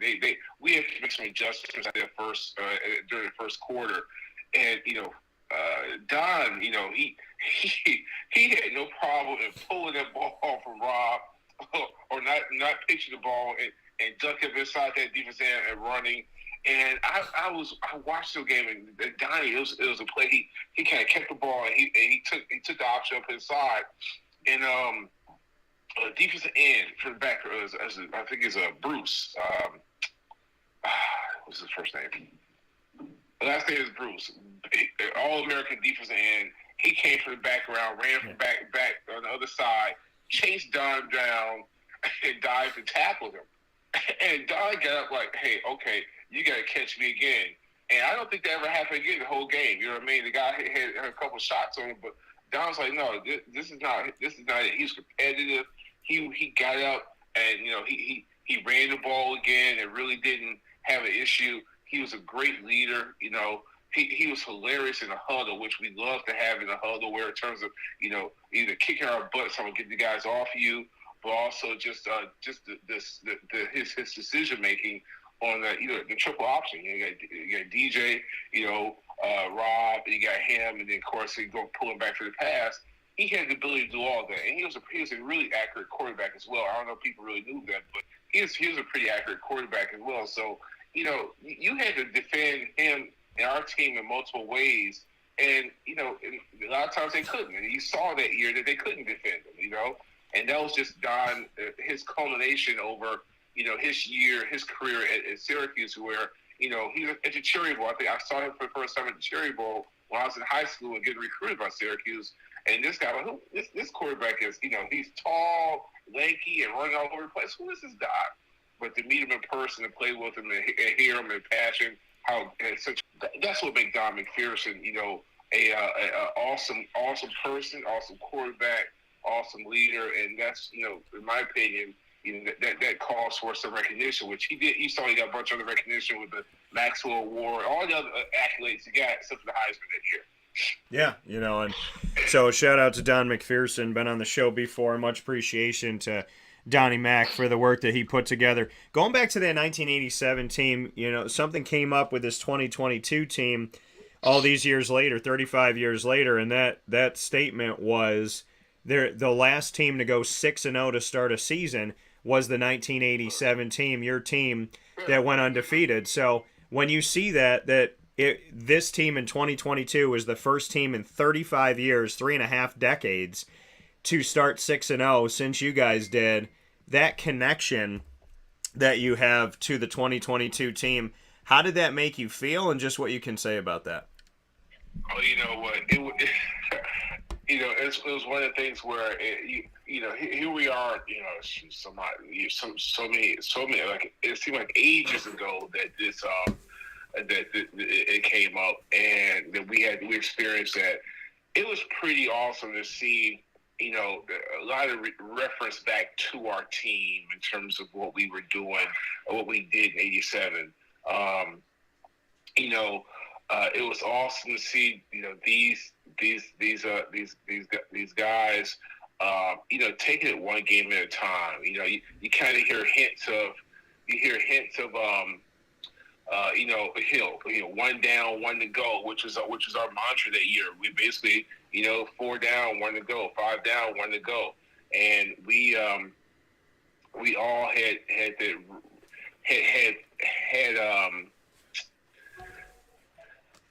that in mind, and kept it one game at a time, and it kept us focused so we could get ready and be prepared for the next game, and really be prepared mentally and to win and to achieve the goal that we wanted. Did we ever think we would be in the Sugar Bowl?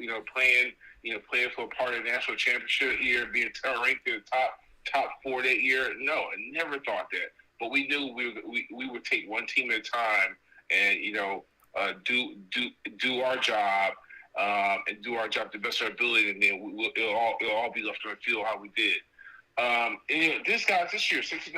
I tell you, this year's team, that's no better feeling in the world to be undefeated.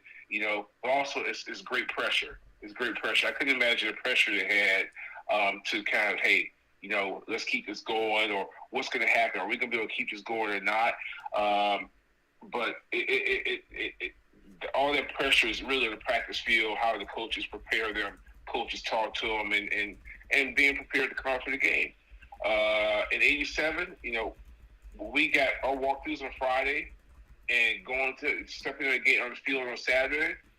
We knew we were prepared. We knew we were prepared, and we were confident our coaches were going to do the adjustment for us, so we can adjust to whatever they give us. And that's what allowed us to take that one game at a time, each and every week. It was fun. I'm glad to hear. I saw some of the video from the '87 team. We saw the West Virginia game where Mike Owens ran in for a 2-point conversion. I was talking to Blake in the past in terms of the blocking, and he pulled and going around. It was just excitement, and the dome just went crazy. And at the end of the game, we got the 2-point conversion for that win, and the gutsy call that the coaches made to go for the 2-point conversion. Yeah.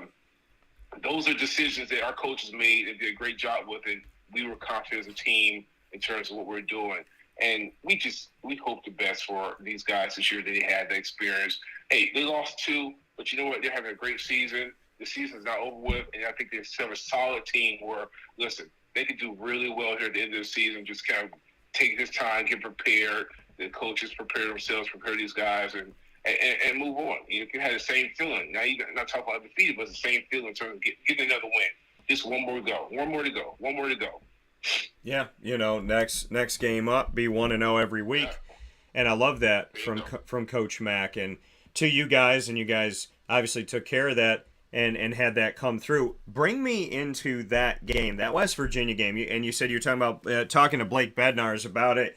I mean, the 2-point conversion. Number one, Coach Mack went for it, gutsy call. Number two, it's because he believed in you guys. Number three, we see some teams do it, and, you know, fans respond differently. Oh, you could have tied and gone overtime.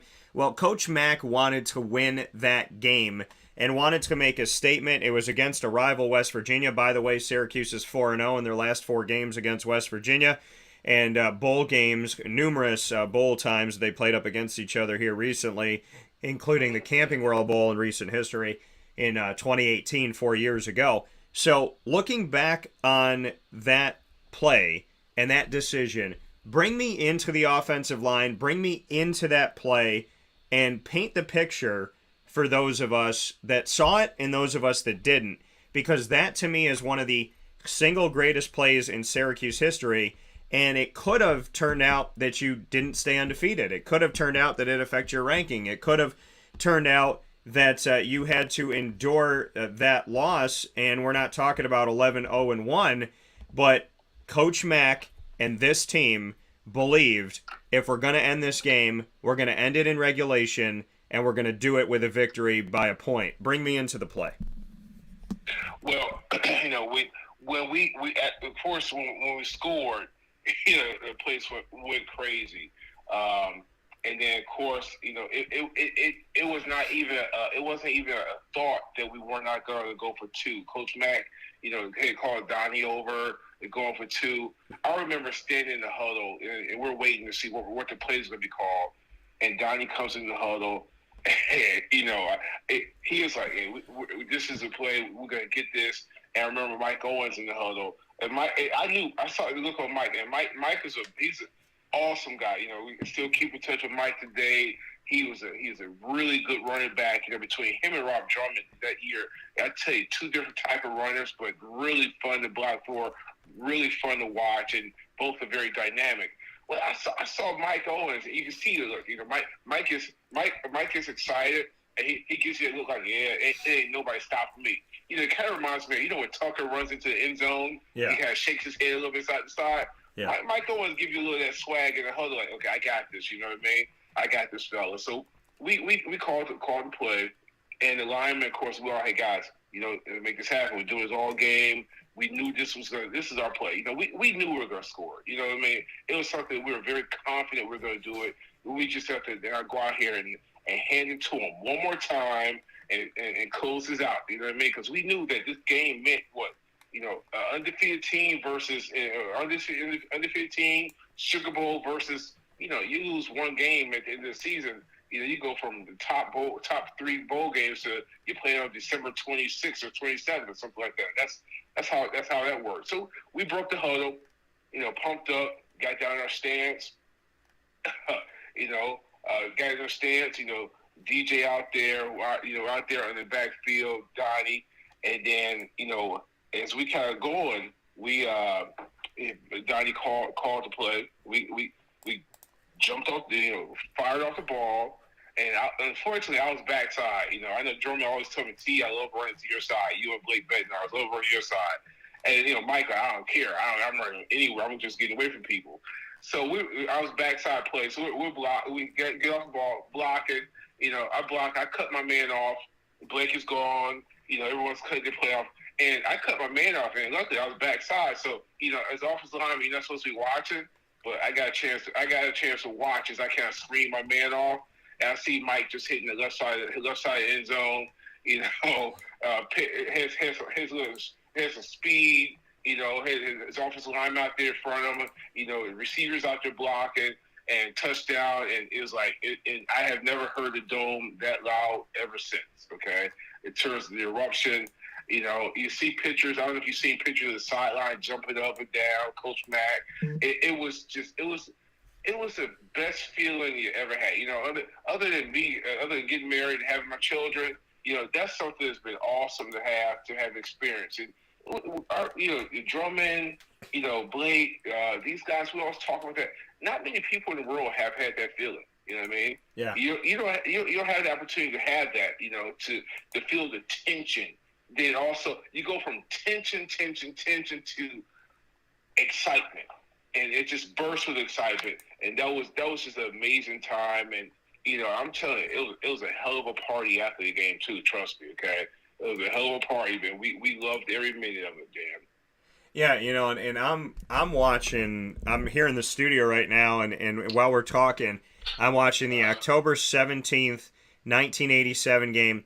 Number 10 Penn State at number 13 Syracuse in the Dome, and I'm just watching this game go, and the whole game is on here, and it's crazy because I'm getting to see that your team and Coach Mack and Joe Paterno and whatnot, and just seeing these guys run and watching Michael Owens here trying to get over here toward the end of the game and whatnot. I mean, this going back and watching these games and seeing these pieces. I mean, this is football. I mean, this is the monumental moments. I mean, people forget. They talk about Penn State, they talk about Notre Dame, but there was a time where Penn State, Notre Dame, Syracuse was all synonymous, where that was football, right? And in the Northeast, talking about Penn State and teams like Syracuse and whatnot. I mean, and I'm watching the O-line right now try and get this ball up the gut here, and I believe that this was the play that did get it in. So I'm watching it right now. But yeah, and I'm seeing there's Sims right there. I'm seeing Mr. Turnell right in front of my face. Oh. It's cool to have dual computers here in the studio because we're obviously we got the camera going on this one, and then I'm looking over here at the bigger the other one we have here in studio and watching this. But dude, it's go ahead. It's awesome. Johnny told guy, hey, quiet down. It's our time. Listen up. Here we go. Yeah, I got dual computers here as well, so I get a chance to pull up as well. Yeah, it was freaking amazing, Yeah, and freaking amazing. And to be a part of that. Go ahead. Sorry. There you go. You good. Now, hey, Mike Lilly was getting in there. You got Pat Davis there over on that side. You got Blake and Cedar. That corner. That's like a Green Bay leap. We were leaping in stands at that time. It just went crazy. It went crazy. That game was sold out. It was cold outside. Yeah, that was awesome. And I hear the good thing about that. It's like it's just yesterday, Dan. Yeah. Where people still talk about it. They still talk about it. I go back up to Syracuse and hey, I remember that team very well. Blah blah blah. And it's like what? That's and to be linked with the national championship team. Other than that, having a national championship. We're really synonymous with the national championship team and being undefeated. Yeah, and I'm looking at it right now, and it's like, and Coach Mack, it was like, go for it, and you're right there by the goal line. Don't get it. Try it again. Don't get it. Try it again. Don't get it. And then he hands it back to Michael Owens, who bursts it through. And it was like, you're gonna have to beat us every single down. And here's Penn State going, oh, we stopped him on this. We stopped him on this. We stopped him on that. But you just wouldn't stop running the ball and eventually ran it in, got it in. Look at 48-21 against Penn State in the Dome, people going nuts, and Coach Mack not letting up at the end. I mean, you when you go for it on every down, just running it, you would think like, oh, okay, like Syracuse is trying to win the game. It's like, no, Syracuse already won the game, but Coach Mack wanted to put more points on the board, which is awesome. I love it. Our Penn State Syracuse, the rivalry there. That of course we hadn't beat Penn State in quite some time, and then of course Penn State we hadn't played them in some time. So that was the first time they were in the Dome. And I forget how many years, but it was the first time in the Dome coming back. And of course, my group, we're young and redshirt freshmen, some of the younger guys on the team. We learned that history real well. That week of practice and leading up to that, it was like, ooh, man, that was an intense week. I tell you, you could cut the tension with a knife. Yeah. They worked us hard, and as we got into the game, that first pass to Rob Moore and got the touchdown, how the Dome went totally crazy on that first pass, that touchdown. It's like it was just no other feeling in the world. No other feeling in the world. And I tell you, I tell you a little secret. That year, I wear glasses, okay, Yeah. and prior to that year, I hadn't gotten contacts yet. I wear glasses, so usually I play football without my glasses. I'm good to go. So in that game, I guess we hit the long pass for the score, and I said, Blake, did you get any scores? Yeah, he got it. So I was blind in the back. I couldn't see down the field at all. I could see from blocker, I couldn't see down the field at all. So it was that game where I decided to go. Next time I went home and got my contacts, so I could enjoy the game a little bit with a little bit more vivid colors and sights. Yeah, no, and I mean, how did you deal with it? Like you said, you couldn't see without your glass. You could see a little bit. I mean, how were you as successful as you were? If you're out there, like you said, and there's like, I mean, how did you do that? Because I find that so interesting when there's people that play the game and not just you, but guys that are like, I really need glasses or contact or something, like I can't see. I mean, how did you find a way to be as successful as you are? It was, first I wasn't doing it for very long, but as an offensive lineman, you have. I'm able to see, close up. You're talking about 10, 15 yards down the line. Down, it's blurry, but on the line, you can see it. And of course, we're all big enough to know that this is something I need to block or not. It wasn't like I couldn't see a thing. But that you're talking about 20 yards down the field, 30 yards down the field, trying to pull out a number or whatnot. That wasn't happening. But blocking as an offensive interior lineman, that was not an issue at all. So you're telling me if Drum or Owens or Moose, if they got going 25 yards down the field, you're like, I hope they're good because I can't see them anymore. Exactly. So, final 2 points here, Turnell. We talk about this brotherhood. We talk about this family. I got to really see this brotherhood in action, and Rob and I talk about it so much. But I got to be around a bunch of you guys, and you talk about Pat Davis, and you talk about, obviously Rob Drummond and yourself and Blake Bednarz, and I also got to. There were some people I got to meet and get around that I didn't get to spend a lot of time with in the past. Carl Jenkins, as well as Jeff Buskirk, who Rob said to me was one of the hardest hitters in practice that you never ever wanted to get hit by. And Jeff's looking at him going like, "What are you talking about? Like you hurt?" He's like, "When I hit you, it hurt me."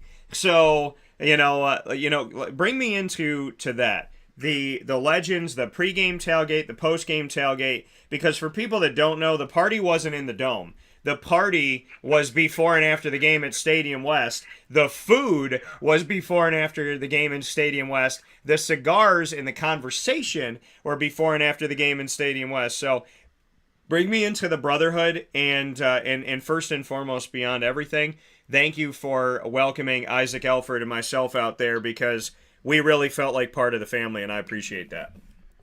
No, you're very welcome, and I'm glad you're able to come and bring Isaac over and whatnot, because it was like I said, it was a heck of a party. It was a brotherhood. Blake and I, a lot of us players stick close. We've been close over the years. Our families and just hanging out any chance we get together. It's like we never left each other. And so we had the tailgate Saturday for the Notre Dame game, which was you've been planning something really big that we wanted to do for our Syracuse Football Club and alumni. And Blake and I, we hammered over the menu, hoping, putting the word out to players through text messages, the Syracuse Football Club, listserv, and all the ways we can get the word out to get these guys out, because we really feel it's important for us to stay connected, okay? Us to stay and have what you saw is having the stories, the laughter, being pissed off over a call, learning about how the family is doing, how our kids are doing, what's next up for us, That right there just, is what brotherhood is all about. And we had that, of course, we all had the brotherhood on the field. Drum talk about Buskirk, hitting hard on the field. And I'm sure Buskirk, hey, shoot, I didn't want to tackle Drummond. Nobody wanted to tackle Drummond. It's high knees, and he trying to beat you down between him and Daryl Johnson and Moose, or Mike Owens juking you and leaving you on the ground looking stupid. Those are things that we had. Those are the stories we had the most fun about. Sitting up in August, coming in August for this camp, running 2.2 miles on every Wednesday for summer training, working in our workouts. Those are the stories that left us a brotherhood. So as we continue on, we're older, here we are, some almost 25, 30 years later, and can have the brotherhood, have a conversation, and enjoy each other. Why not? And it was a blast. Like I said, Blake and I played together.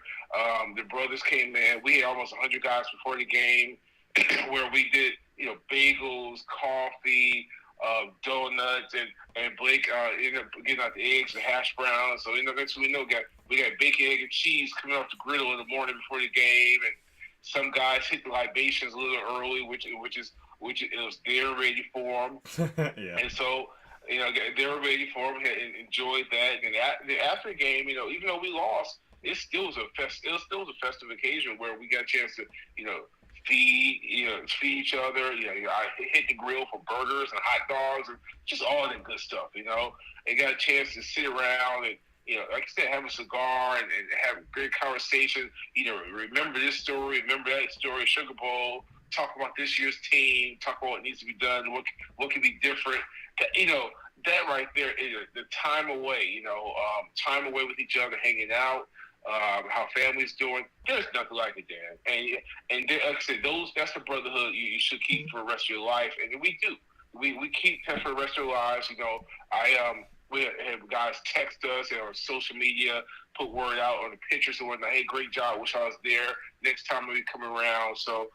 That's what it's about, and that's what Syracuse football is all about. Because we did that in the practice school, we played together, and of course keeping connected afterwards and supporting the university, and supporting the team that made us the men that we are. And that's the most exciting thing was to continue doing that, because the men you see now come from the molds the way back when we were practicing together. We had our wins, our losses, our joys, our sadness all together, how we got through it. And it molded us. It molded our character to who we are today. Couldn't say it better myself. Turnell Sims, Syracuse Orange offensive tackle alum, here on Wake Up Call with Dan Tortora, where sports meets that thing called life. There's a thing we do on the show every Tuesday to round out the show. And at the culmination of our Tuesday broadcast of Wake Up Call, we bring the ingredients to success, proudly presented by Avicolli's on the corner of Route 57 and Wetzel Road in Liverpool, New York. Go there Tuesday through Sunday for lunch, dinner, and drinks. Of course, drink responsibly. Make sure you try their veal, and definitely try their barbecue chicken pizza, their margarita pizza. Meat lovers, save a slice for me, but try as much as you want. Every single Tuesday we get to do this. We pick a new topic in the ingredients to success. Turnell, I'm going to turn it over to you, and I'm going to let you be the feature of this ingredients to success. So I'll ask you the question. The topic of today is, how does Syracuse move forward after a 2-game losing streak with these last 4 games of the season, and knowing that at least Pittsburgh, if not Wake Forest and Florida State, are going to try to run the ball on them after watching the film of Notre Dame and Clemson. What are your ingredients to success for Syracuse in the next 4 games and their bowl game? I would say the ingredients to success for Syracuse moving forward to these next few games and moving towards bowl game is, first off is having a poor short-term memory. Okay, you got to forget the last 2 games. You got to be able to move, put those behind you as the loss column. But what you do bring forward is what you did wrong and what you need to improve on as you move forward. And I hold the coaches need to be held accountable and getting each young man in the right mindset to do that. Everything they do in terms of cutting down the penalties, being able to understand, listen, we have to make our adjustments for how these teams are going to run at us. These is Pitt and Wake Forest, and their offensive line outweighs by 20 pounds. we need to start the game off with that adjustment, that something they haven't seen from us, so we could use our D line, who's a little bit undersized, but we need to be able to use their speed and really attack like we did the first 6 games. So that's going to be extremely important moving forward. And then also, I think another piece for success will be is in terms of, finding a way to reignite that excitement. The defensive swarm, the offensive, play call in terms of moving the ball around, getting Sean Tucker. He has to be involved in the game.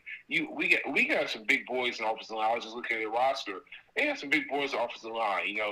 They some of the guys remind them of some of the guys I used to play with, which is just nasty and just want to do it. We have it, but use it, okay?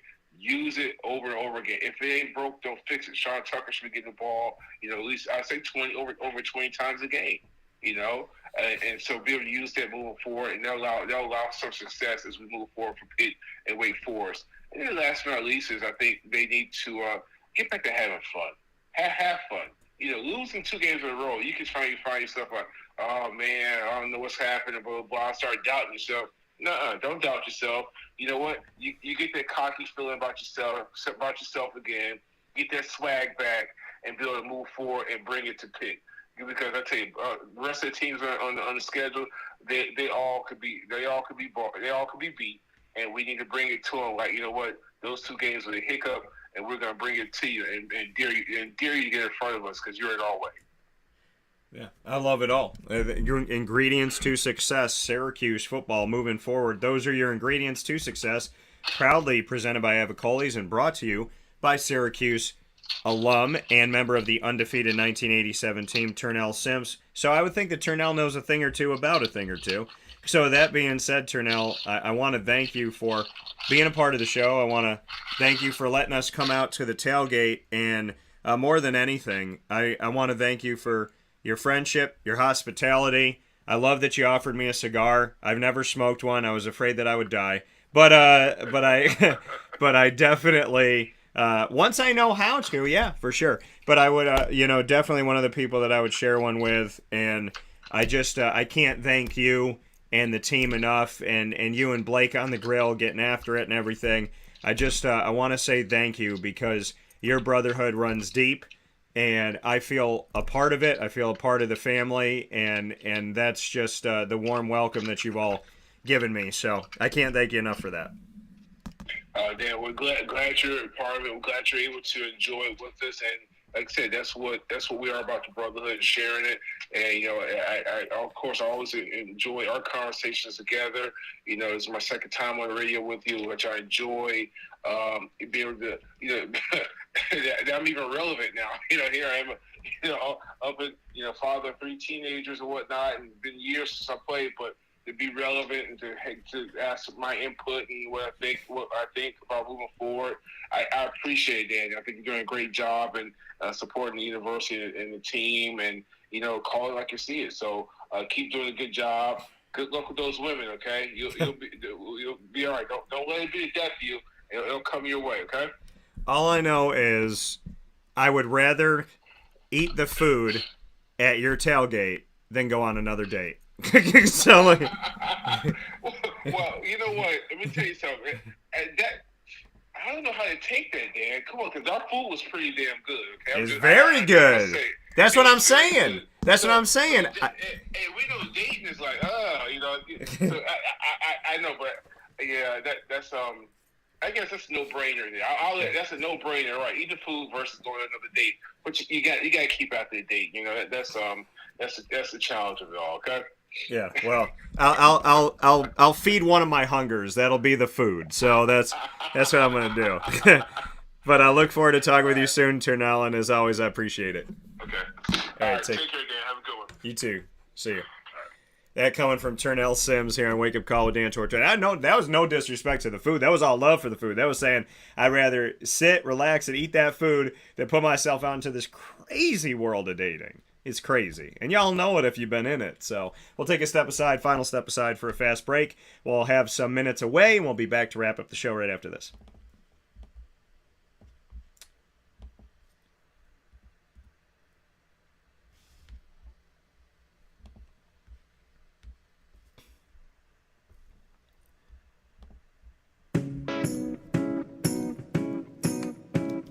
In these unique times, there are those in our community that give us a sense of normalcy and positivity. Pizza Man on 50 Oswego Street in Baldwinsville has been here for you for over 35 years and is here now.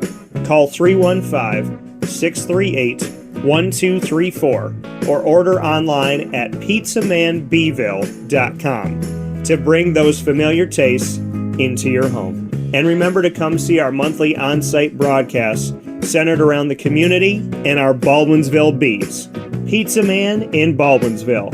Any way you slice it, they are always here for you.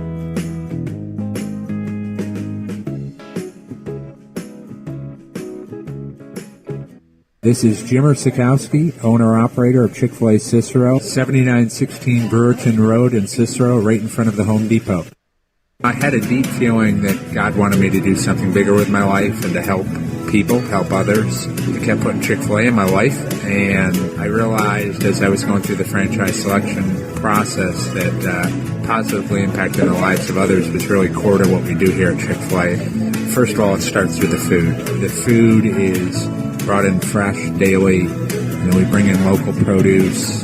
We prepare to order in the kitchen. We hand bread our chicken. We hand spin our milkshakes. It's great food. It doesn't taste like fast food. I think the second thing is the way people feel when they come in a Chick-fil-A restaurant. It's different. We try to treat people with intentional kindness here, which is very different and deeper than good customer service. And so I think it feels remarkable for most people to come in a Chick-fil-A restaurant. And then lastly, the impact that we try to have in the community is very different. It's a big part of the expectation of every operator of a Chick-fil-A restaurant is that they're actively engaged in their community, they're a leader in the community, and they're making a difference. When they realize that what we're striving to do is to shine a little light in their life, that's a very, very different experience than you will have in any other quick service restaurant. And it's that remarkable experience that I think people will emotionally connect with. I'm George Townsend of Honda City with some good advice when buying a new car. The true cost of owning a new car is determined by the appraised value when you trade it. No vehicle appraises higher than a Honda. Next, look for low APRs and deep discounts. You also want low maintenance costs and great fuel economy. That's why my advice to you is to buy a new Honda. Looking pre-owned, visit our Honda Certified Used Car Center. Honda City, 7140 Henry Clay Boulevard, Liverpool, or HondaCity-CNY.com. It would be a pity if you don't shop at Honda City.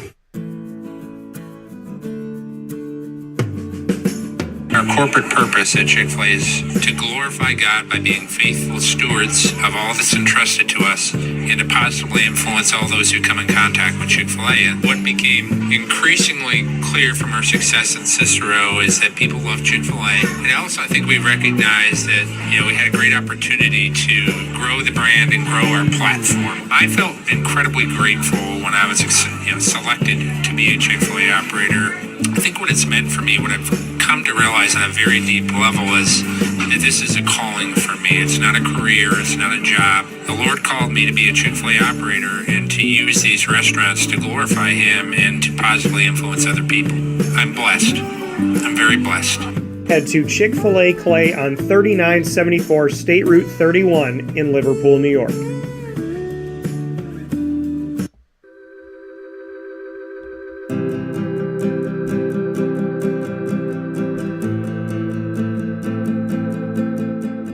Cafe Cabal offers same-day local delivery of our products, offering no delivery charge for Onondaga County. Shop cafecabal.com for fresh roasted coffee beans, cold brew, travel mugs, and all your essential Cafe Cabal needs. Cafe Cabal, coffee for the soul.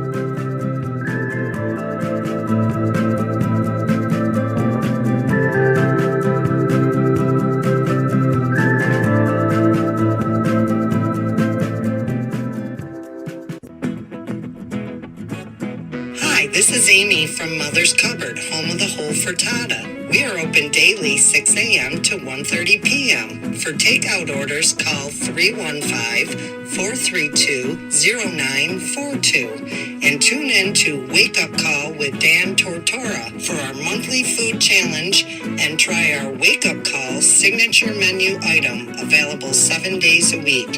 Here at Mother's Cupboard, we are Central New York, and it's our honor to serve you.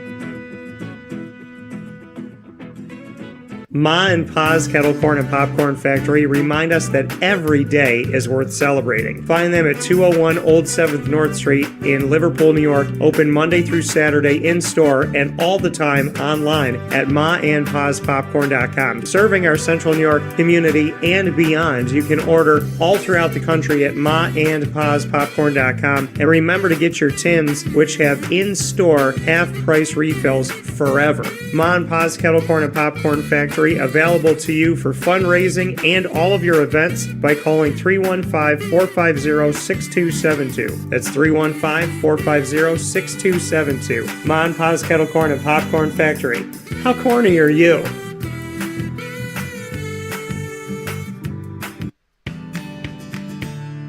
Witty Wicks Candles and Gift Shop, Township 5, Camillus, where you will find handcrafted all-natural soy wax candles over 60 cents to freshen up your home.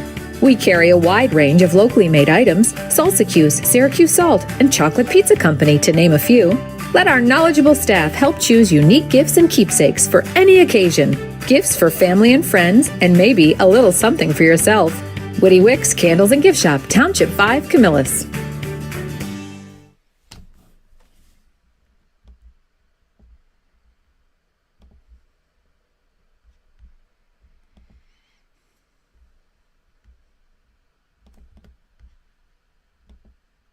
This is a special message from Merritt Brady, owner-operator of Chick-fil-A Watertown on 1290 Arsenal Street in Watertown, New York. Chick-fil-A for me has always been about the people. I think it starts with the strength and leadership of the Cathy family. It's just amazing to see a family-run business reach the altitude that they have. Second mile service is something that we embodied at my previous business, and the ability to make people feel like they're the only person at your establishment, that you are there to serve them that day and looking for those extra ways to make them happy, to anticipate what they need next is what makes me tick. And I'm going to have so many opportunities at Chick-fil-A to do that. It's one of my favorite things to eat in the world. My favorite application question or interview question when I'm interviewing is when I get to, have you ever eaten at Chick-fil-A? And a smile hits both their ears. You know, they can't even answer the question for a second. And when I see that, it's like, man, that's going to be a great hire. They already get it. They already feel it. They already know that we're different. The Chick-fil-A experience, it's a real thing. And then, of course, just our generosity and community involvement and making a positive impact in the lives of our team members, our guests, and the community in general, I think is really the secret sauce. Chick-fil-A Watertown on 1290 Arsenal Street in Watertown, New York. Coming to you fall 2022.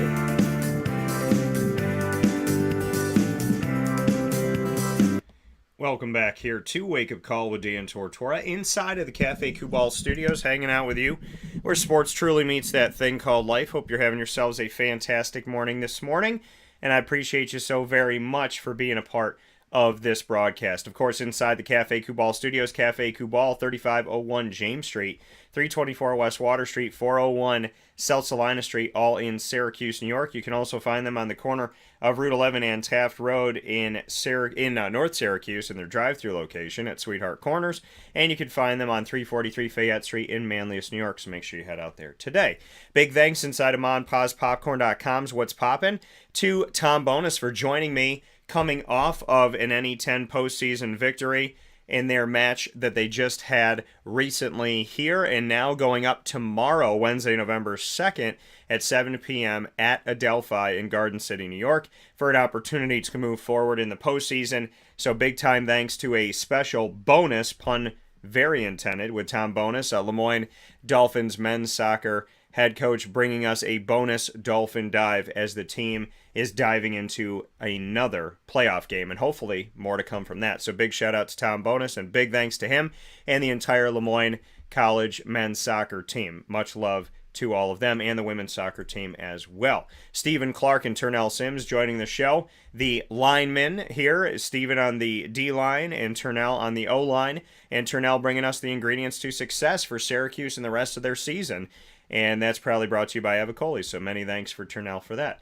Tune in live every Monday through Friday from 9 a.m. to 11 a.m. Eastern Time, youtube.com, facebook.com, mixlr.com, all /WakeUpCallDT, wakeupcalldt.com, and facebook.com /LiveNowDT. Once the shows go live, check them out in the archives. You can already get my conversation with Tom Bonus you heard this morning on Amazon Music, Audible, iHeartRadio, iTunes, and Apple Podcasts, MixLR, Player FM, Podbean, Podvine, Spotify, Stitcher, TuneIn, YouTube. All you have to do is search Wake Up Call with Dan Tortora, or one word, Wake Up Call DT. A big shout out to our incredible partners, Cafe Kubal, Carvel DeWitt, the Wildcat Sports Pub, Witty Wicks, Canine Camp Dog Daycare, Avicolli's, Mon Pa's Kettle Corn and Popcorn Factory, Canine Campground Dog Boarding, PB&J's Lunchbox, Chick-fil-A Cicero and Chick-fil-A Clay, Honda City of Liverpool, Mother's Cupboard, Chick-fil-A Watertown, Pizza Man, and of course being the exclusive multimedia marketing partner of your Lemoyne College Dolphins and Bryan and Stratton College Bobcats of Syracuse. So with that being said, Facebook at Wake Up Call DT, Twitter at Call DT, Instagram at Wake Up Call _DT.